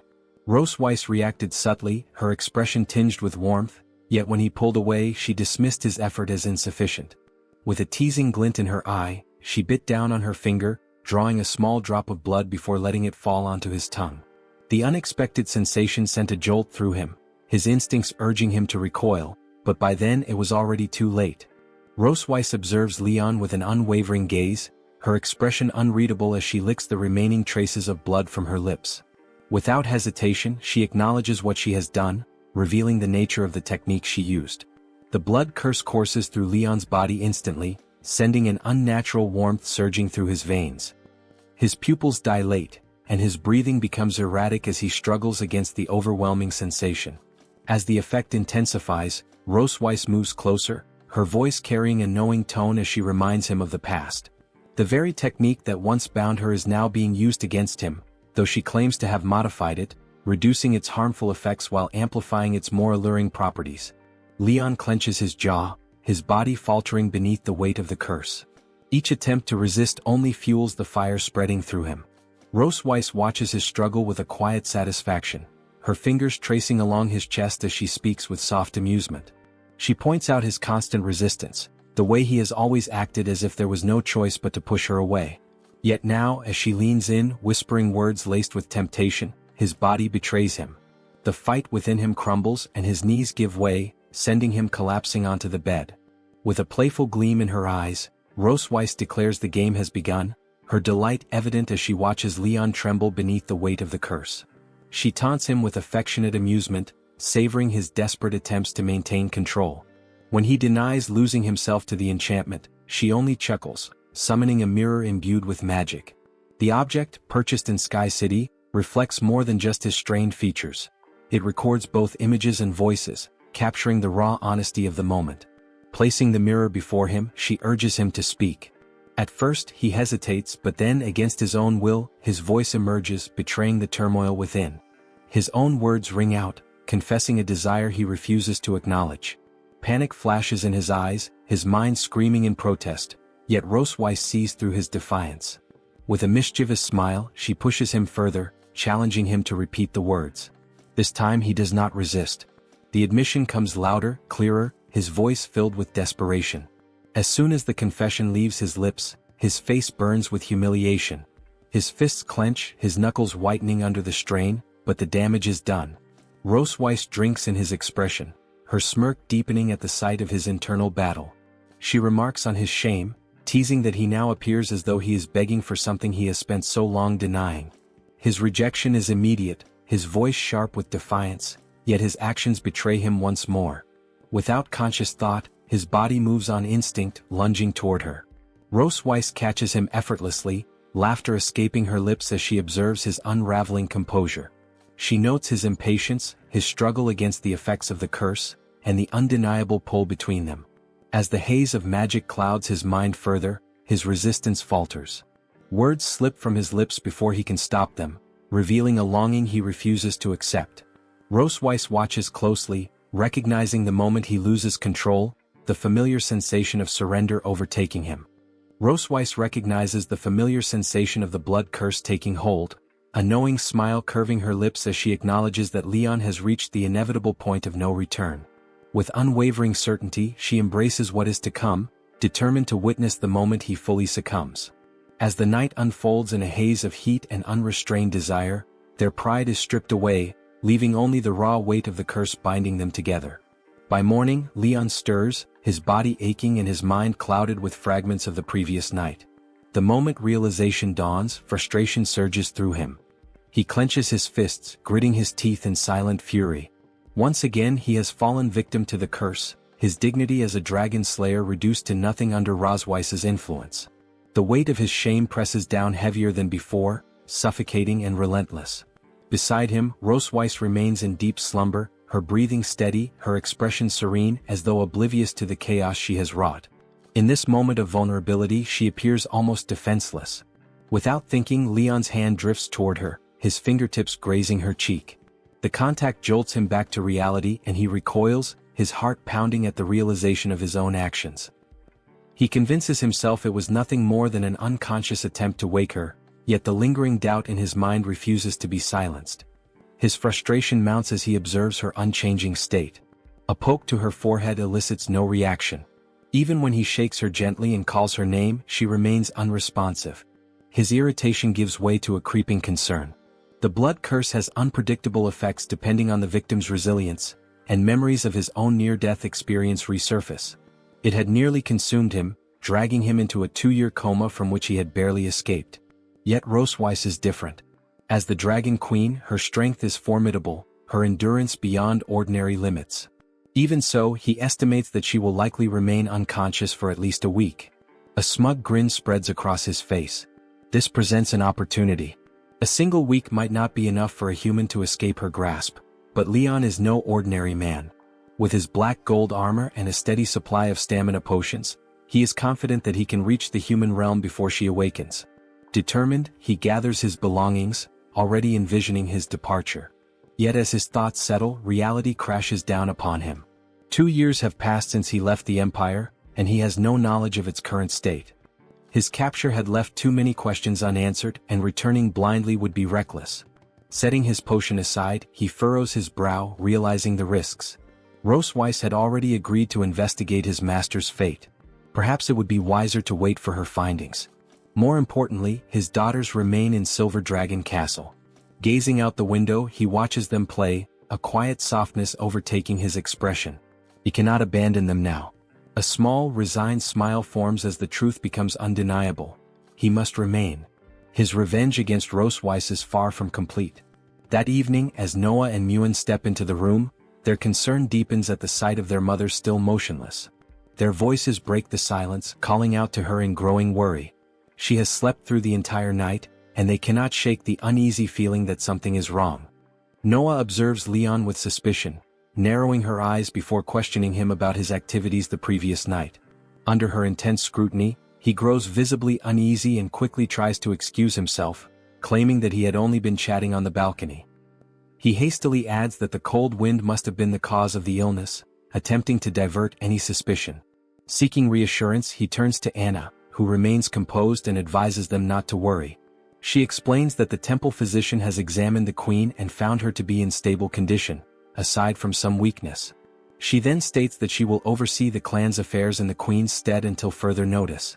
Once given approval, she leaves to begin her work. After Anna departs, Muen approaches Rosweiss and gently places a hand on her mother, her voice soft as she pleads for her recovery. Regret lingers in her gaze as she silently wishes she had never caused her distress. Meanwhile, Leon stands quietly beside the bed, observing the sheen of sweat on Rosweiss's skin and realizing that he will need to wipe it off later. His thoughts are interrupted by Noah, who has been silently watching him. Detecting something off in his expression, she frowns and immediately questions his intentions. Her sharp tone conveys deep suspicion as she challenges him directly. Leon, maintaining his composure, reassures her with a calm response, though a faint unease lingers in his demeanor. After a tense moment, Noah sighs, deciding to let the matter rest. She turns to Muen, softening her tone as she encourages her to leave. With one final glance at Rosweiss, Muen whispers a quiet promise to return before following Noah out of the room. Now alone, Leon remains by Rosweiss's side, his gaze lingering on her sleeping form. He exhales, contemplating his next move before deciding to fetch a basin of water and a cloth. Remembering the medicine he applied earlier, he worries about her catching a cold and carefully wrings out the cloth. As he begins wiping away the sweat, he hopes she will not misunderstand his intentions once she wakes. His attention shifts to her unmoving tail, a stark contrast to how she usually carries it with pride. The sight draws a quiet sigh from him as he continues tending to her. Once finished, he hesitates before considering whether he should change her clothes as well. The thought lingers for a moment before practicality takes over. Scanning the room, his eyes land on a nearby cupboard, and curiosity compels him to check inside. He is momentarily stunned by the sheer number of outfits packed within. Reasoning that there are plenty to choose from, he begins sorting through them, tossing garments aside as he searches for something suitable. Eventually, he selects a few options including elegant gowns and off-shoulder dresses. However, a new dilemma arises: how to accommodate her ears.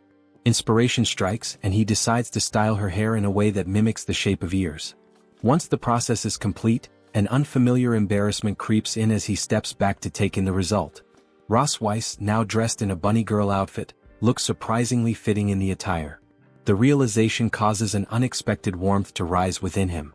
The sudden activation of the dragon mark on Leon's body sends a sharp jolt through him, catching him off guard. Staring at the glowing pattern in disbelief, he recalls Rosweiss's previous explanation. If one of the two bearers of the dragon seal harbored such desires for the other, the mark would react. Realization sets in, and a deep blush spreads across his face as he struggles to suppress the turmoil within him. Frantically, he convinces himself that the revealing outfit must be to blame, seeking refuge in discipline by mentally reciting the 3 honors and 3 shames of a dragon slayer. As he repeats these lines, his mind finally clears, though a lingering unease remains. Despite calming himself, he hesitates as his gaze falls upon Rosweiss's current state. A rare opportunity presents itself, one that would be a shame to leave undocumented.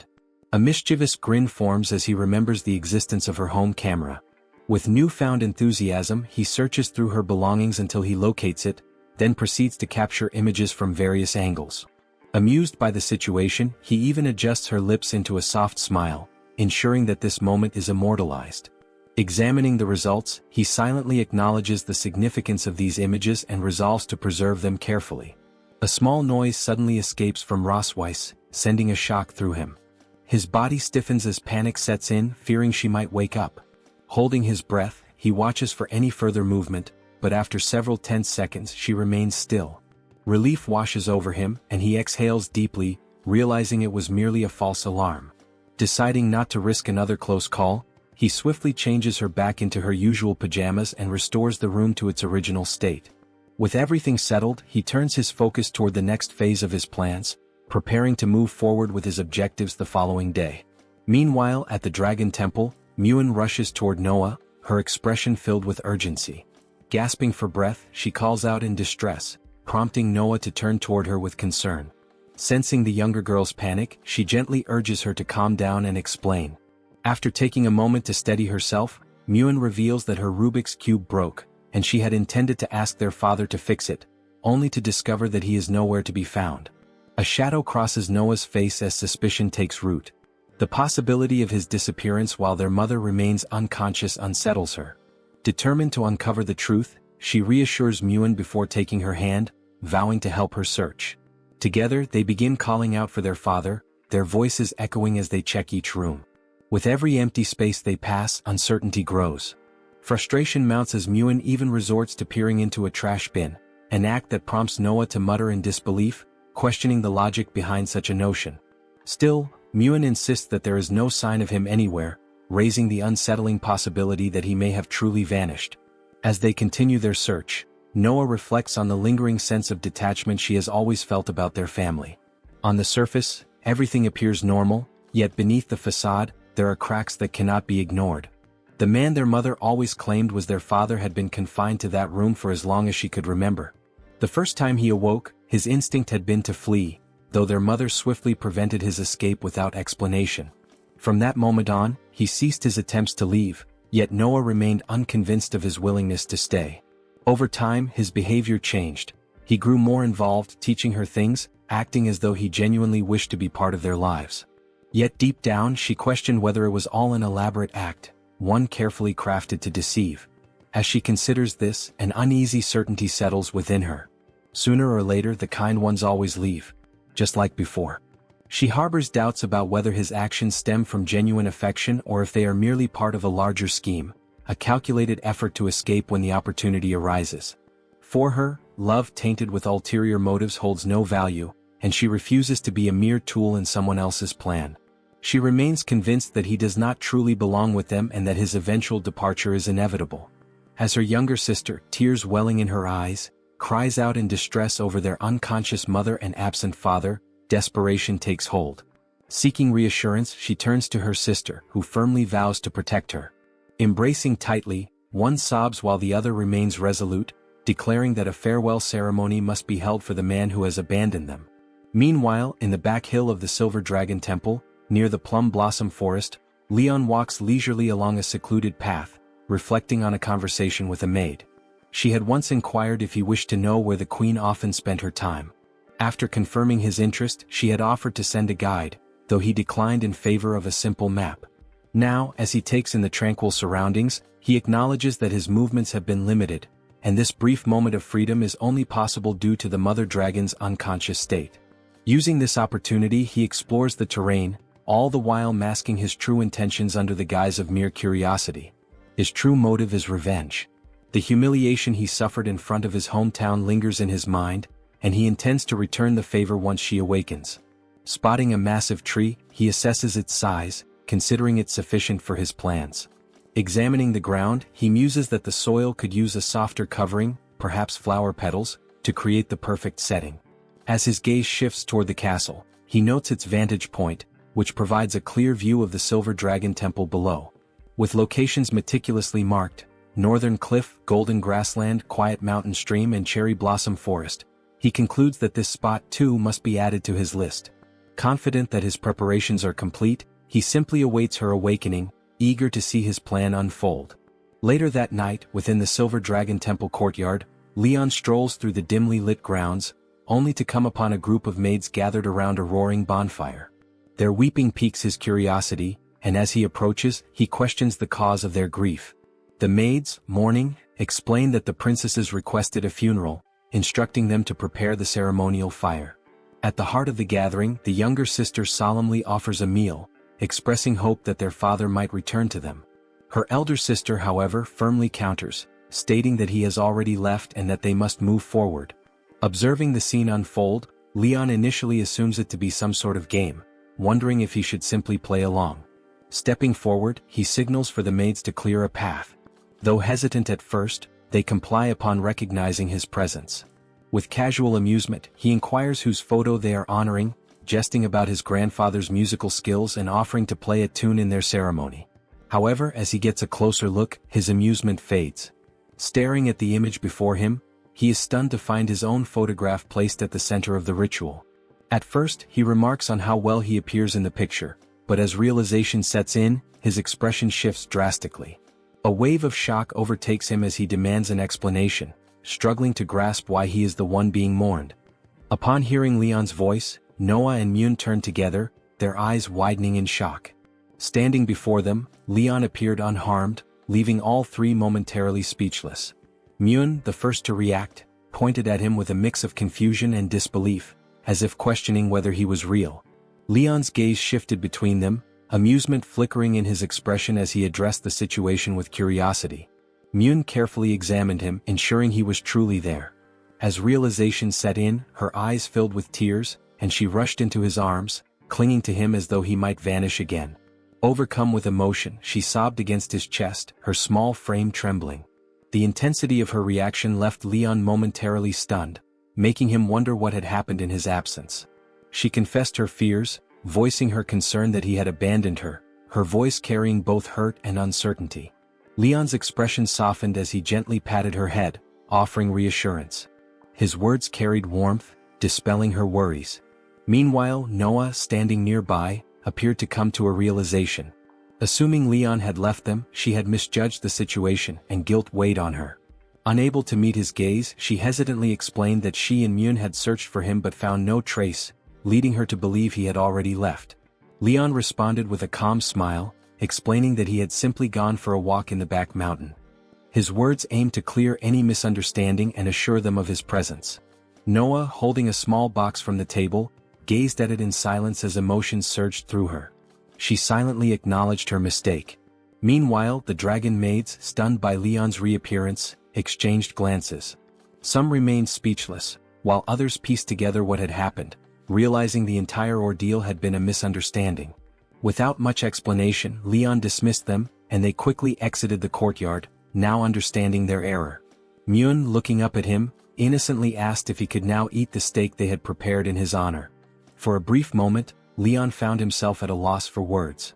Though he had never been gone, her question made it seem as if he had been resurrected.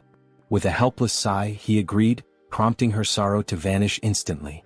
Excited, she dashed to the table, grabbed the steak and began eating with enthusiasm.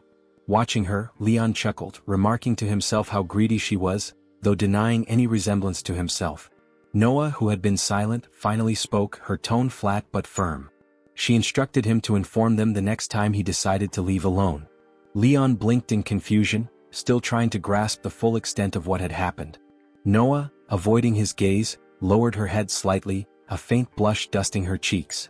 Though she framed her concern around Myun, Leon could tell she had been just as worried. Leon observed Noah struggle to express her feelings, recognizing the pride that restrained her. With a slight, uncertain movement, he acknowledged her silent concern. She lowered her head, deep in thought, before finally speaking with a serious tone. Without hesitation, she admitted her mistake and offered an unexpected apology. The sincerity in her gesture left Leon momentarily speechless. He stepped back slightly, taken aback by the formality of her words. She remained still, her gaze fixed downward as if waiting for his acceptance before lifting her head. His attention shifted to the small box in her grasp, and he silently reflected on the misunderstanding that had led to the situation. He understood Noah well enough to know that she was mature beyond her years, often shouldering responsibilities that were not hers to bear. Yet he also recognized that this incident stemmed from something deeper, his failure to provide her with a true sense of security. Despite her composed nature, she longed for stability and affection but hesitated to take the first step toward it. Words alone would not be enough to convince her. Resolving himself, Leon knew that proving his love through consistent actions was the only way to build her trust. With that thought, he crouched in front of her, placing a reassuring hand on her head.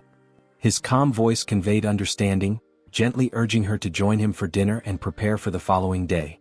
After a brief hesitation, she gave a slight nod, her grip on the box tightening as if unwilling to let go of the emotions tied to it.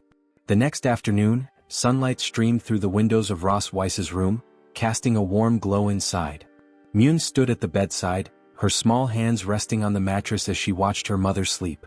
Ross Weiss remained still, her expression troubled, showing no immediate signs of waking. Concern clouded Myun's gaze as she cupped her face with both hands, silently willing her mother to stir. A faint twitch in Ross Weiss's hand signaled the first sign of movement. Slowly, her eyes fluttered open, adjusting to the light as she took in her surroundings. Realization set in as she recognized the familiarity of her own bed. The moment Myun noticed the change, her excitement became palpable. She leaned forward, pressing against the mattress, her joy overflowing as she called out to her mother. Ross Weiss turned her head weakly, her gaze meeting Myun's. Seeing her mother awake after such a long time, emotion overwhelmed Myun, tears welling in her eyes as she expressed the depth of her worry. With a trembling hand, Ross Weiss reached up to gently wipe the tears away, her voice soft with regret as she reassured her daughter. Relief and happiness filled Myun's expression at her mother's return to consciousness. Despite the moment of warmth, Ross Weiss felt an unusual heaviness in her body. Attempting to move, she quickly realized her strength had waned. Her right hand, barely lifting, felt unresponsive. Confusion flickered in her eyes as she stared at her own trembling fingers, her mind racing to understand the change. A deep exhaustion weighed her down, and as she pressed a hand to her chest, an unsettling realization dawned on her. Something within her had weakened, and her magic no longer responded as it once had. Ross Weiss remained deep in thought, reflecting on her weakened state. Under normal circumstances, her dragon body would have withstood the backlash of the blood curse, but the toll of her recent actions had left her vulnerable. As she turned to Myun, the only one present in the room, a faint smile crossed her lips, grateful for her daughter's unwavering presence. Yet, suspicion lingered in her mind. If Leon had taken the opportunity to escape while she was unconscious, it would not have been surprising. Given his nature, he could already be far beyond reach. Confirming that she had been unconscious for 2 days, she quickly calculated the likelihood of his disappearance. If he had indeed fled, there was still time to send soldiers after him. Just as she was about to act, a familiar voice carried through the door. Leon entered, holding up a large fish with a triumphant expression, boasting about his catch. Myun's excitement was immediate as she ran to him, her admiration evident. Ross Weiss, taken aback, observed the scene in silence. The sight of him standing there, casually interacting with Myun, contradicted her initial assumptions. Leon finally noticed her gaze and turned, his expression shifting as their eyes met. There was a flicker of relief in his features, as if he had been waiting for her to wake. His relaxed demeanor and confident grin unsettled her, especially when he addressed her in a manner that made her tense. Lowering her gaze, she muttered in quiet protest, though her reaction did little to faze him. Still unfazed, Leon turned his attention to Myun, handing her the large fish and entrusting her with the task of taking it to the kitchen. The child eagerly accepted the responsibility, dragging the oversized catch behind her with determination. As she disappeared down the corridor, Leon watched her go before casually announcing that he and Ross Weiss had matters to discuss. As Myun disappeared around the corner, Leon turned his attention back to Ross Weiss and stepped into the room. She remained tense, avoiding his gaze, the weight of her earlier suspicions still lingering. Her voice, though quiet, carried firm resolve as she expressed her belief that he would have abandoned their daughters while she was unconscious. Leon regarded her with calm amusement, a smirk forming at the memory of what she had done to him. The thought of running away had never crossed his mind. There were still unresolved matters between them. Removing his gloves with deliberate ease, he spoke with measured confidence, his tone carrying an unmistakable edge. Ross Weiss hesitated at his words, uncertainty creeping into her expression. His demeanor had shifted, something both playful and dangerous lurking beneath the surface. As he closed the distance, his gaze locked onto hers with unsettling intensity. The question he posed made her pause, forcing her to search her memory until realization struck like a jolt. Before she could react, he was already too close. His shadow loomed over her, his presence overwhelming. The flickering light reflected in his eyes, and the smirk he wore sent an involuntary shiver down her spine. Recognition and suspicion flashed through her mind as he raised his hands, his expression darkening into something almost wicked, as if intent on returning the favor for what she had done to him a month ago. Ross Weiss, her fury evident, issued a sharp warning to Leon, making it clear that he should not assume he had any power over her simply because she was in a weakened state. She advised him against acting recklessly, her words carrying an undeniable edge. However, rather than being deterred, Leon met her with an amused smirk, his eyes gleaming with a mixture of confidence and mischief. A subtle smile played on his lips as he questioned whether he had truly been the weaker one in their past encounters. He continued, recalling the moment he had first regained consciousness, emphasizing that before he had even taken a sip of water, she had already cast the dragon pattern upon him and forced him down. A hint of sarcasm laced his voice as he pointed out that she had never given him a choice in the matter. Ross Weiss's expression darkened, her warning turning more severe as she urged him to consider what would happen once she fully recovered. The threat was unmistakable, a promise that he would regret his actions if he failed to stop now. She made sure there was no room for misinterpretation, ensuring he understood the consequences of his defiance. Yet, instead of retreating, Leon chose to provoke her further. Ignoring her warning entirely, he addressed her in a mocking tone, calling her his dear wife. Without hesitation, he lifted her into his arms, his grip firm and unyielding. With unwavering confidence, he declared that this was the best decision he had ever made, asserting that the roles had now been reversed. She was no longer the captor, she was the prisoner of war. The weight of his words struck a nerve, but Ross Weiss was in no position to challenge him. Later, in the secluded cherry blossom forest behind the hills, she continued her struggle against him, her frustration mounting as she pushed against his hold. She demanded her release, her anger growing with each passing second.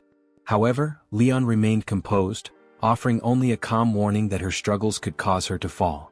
Grinding her teeth in frustration, she inwardly cursed the situation. If only she had regained her full strength, she would have overpowered him by now. Upon reaching the grand cherry blossom tree, Ross Weiss turned toward him with a piercing glare, demanding an explanation for why he had brought her there. Without hesitation, Leon revealed that while she had been unconscious, he had taken the time to investigate the places she frequently visited. He stated with certainty that this was always her first stop during the night. A frustrated groan escaped her lips, clear dissatisfaction evident in her reaction. She then pressed him further, demanding to know the meaning behind his words, asking if he planned to take her elsewhere as well. Rather than answering directly, Leon simply pointed toward a distant location. His voice carried a deeper weight as he identified the place as her temple, highlighting how, from this vantage point, she had a complete view of it. The significance in his tone made it clear that this was about far more than mere sightseeing. Ross Weiss immediately grew suspicious, her sharp mind catching on to the underlying intent. Without hesitation, she voiced her realization, asking if he sought revenge for his destroyed hometown. Activating his dragon pattern, Leon locked eyes with her and confirmed her suspicion.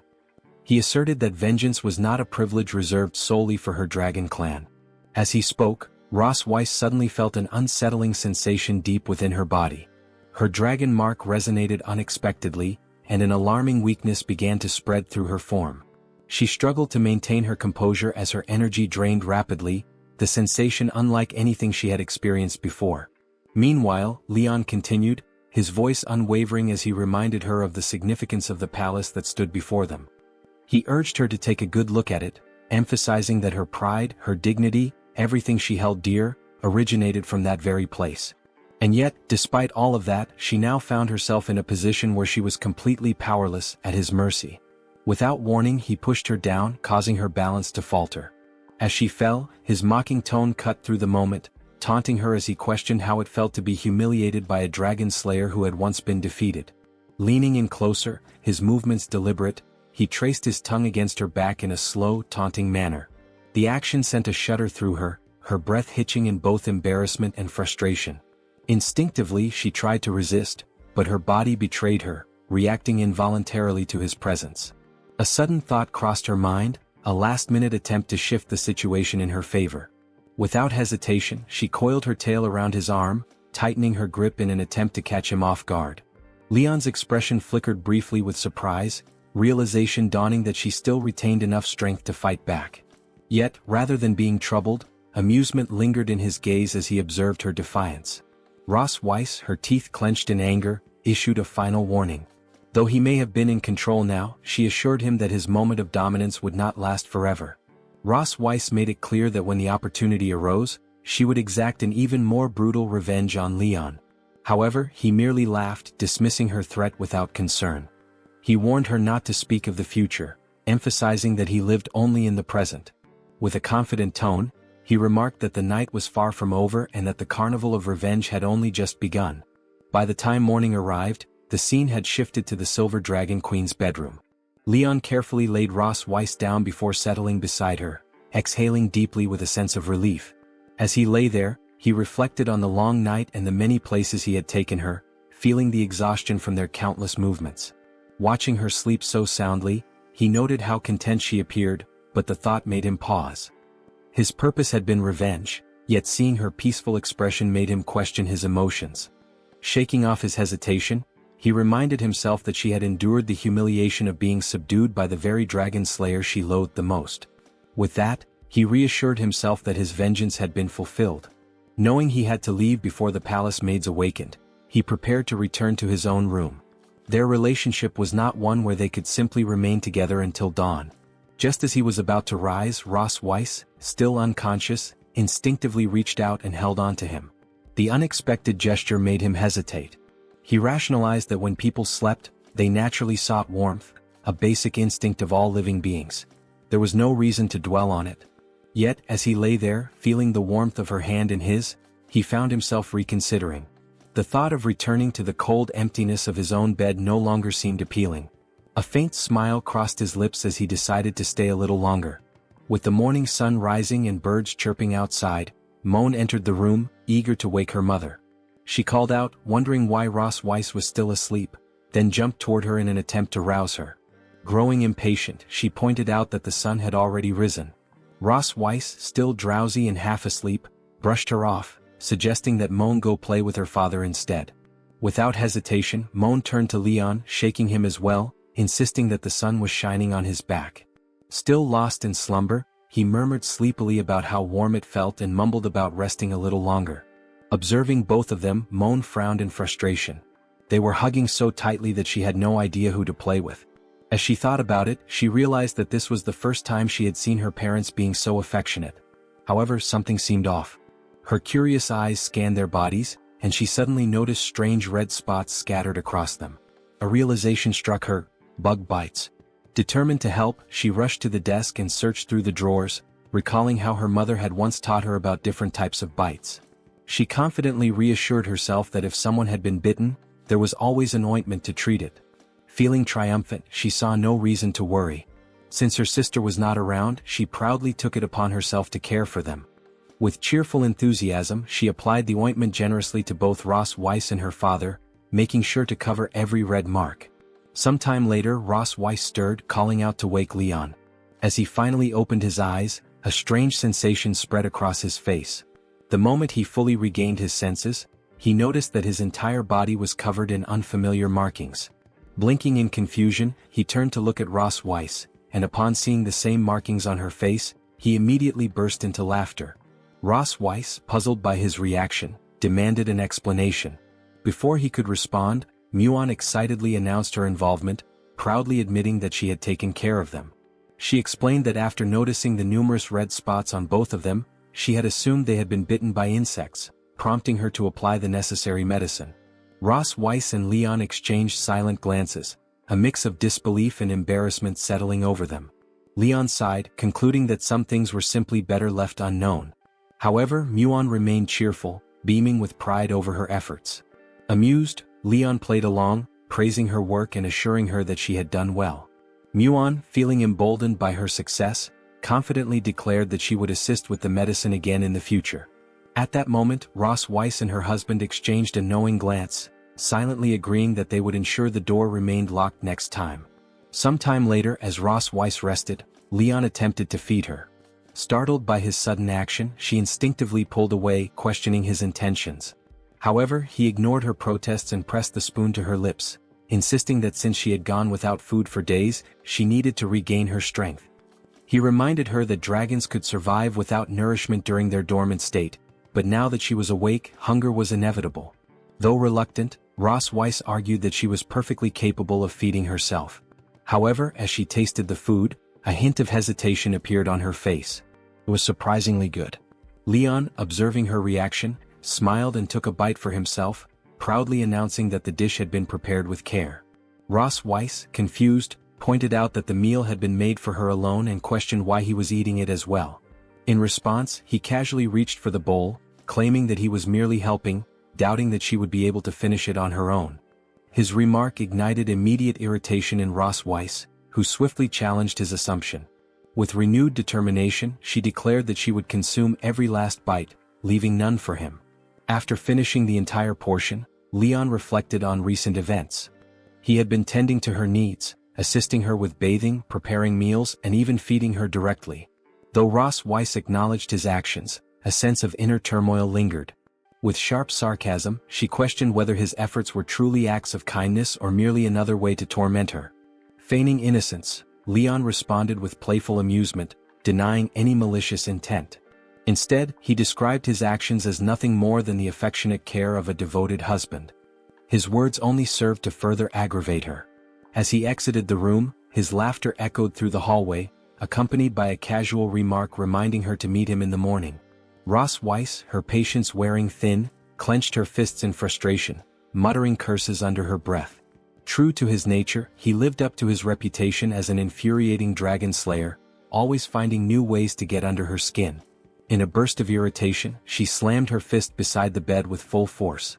The moment her hand made contact with the surface, an unexpected surge of energy coursed through her body. A jolt of realization struck her as she surveyed her surroundings, sensing something had changed. It was undeniable, her strength had returned. Meanwhile in the kitchen, Leon hummed a tune to himself, utterly at ease. A self-satisfied grin played on his lips as he relished the thought that Mother Dragon had yet to make a full recovery. Amused, he entertained the idea of prolonging his enjoyment for a few more days. However, blissfully unaware of the impending turn of events, he remained completely oblivious to the gravity of the situation about to unfold. If you enjoyed this video, don't forget to give it a thumbs up, it really helps. And for more content like this, make sure to subscribe and hit the notification bell so you don't miss any updates. Let me know in the comments if you'd like to see another part. I'd love to hear your thoughts. See you next time. Bye-bye.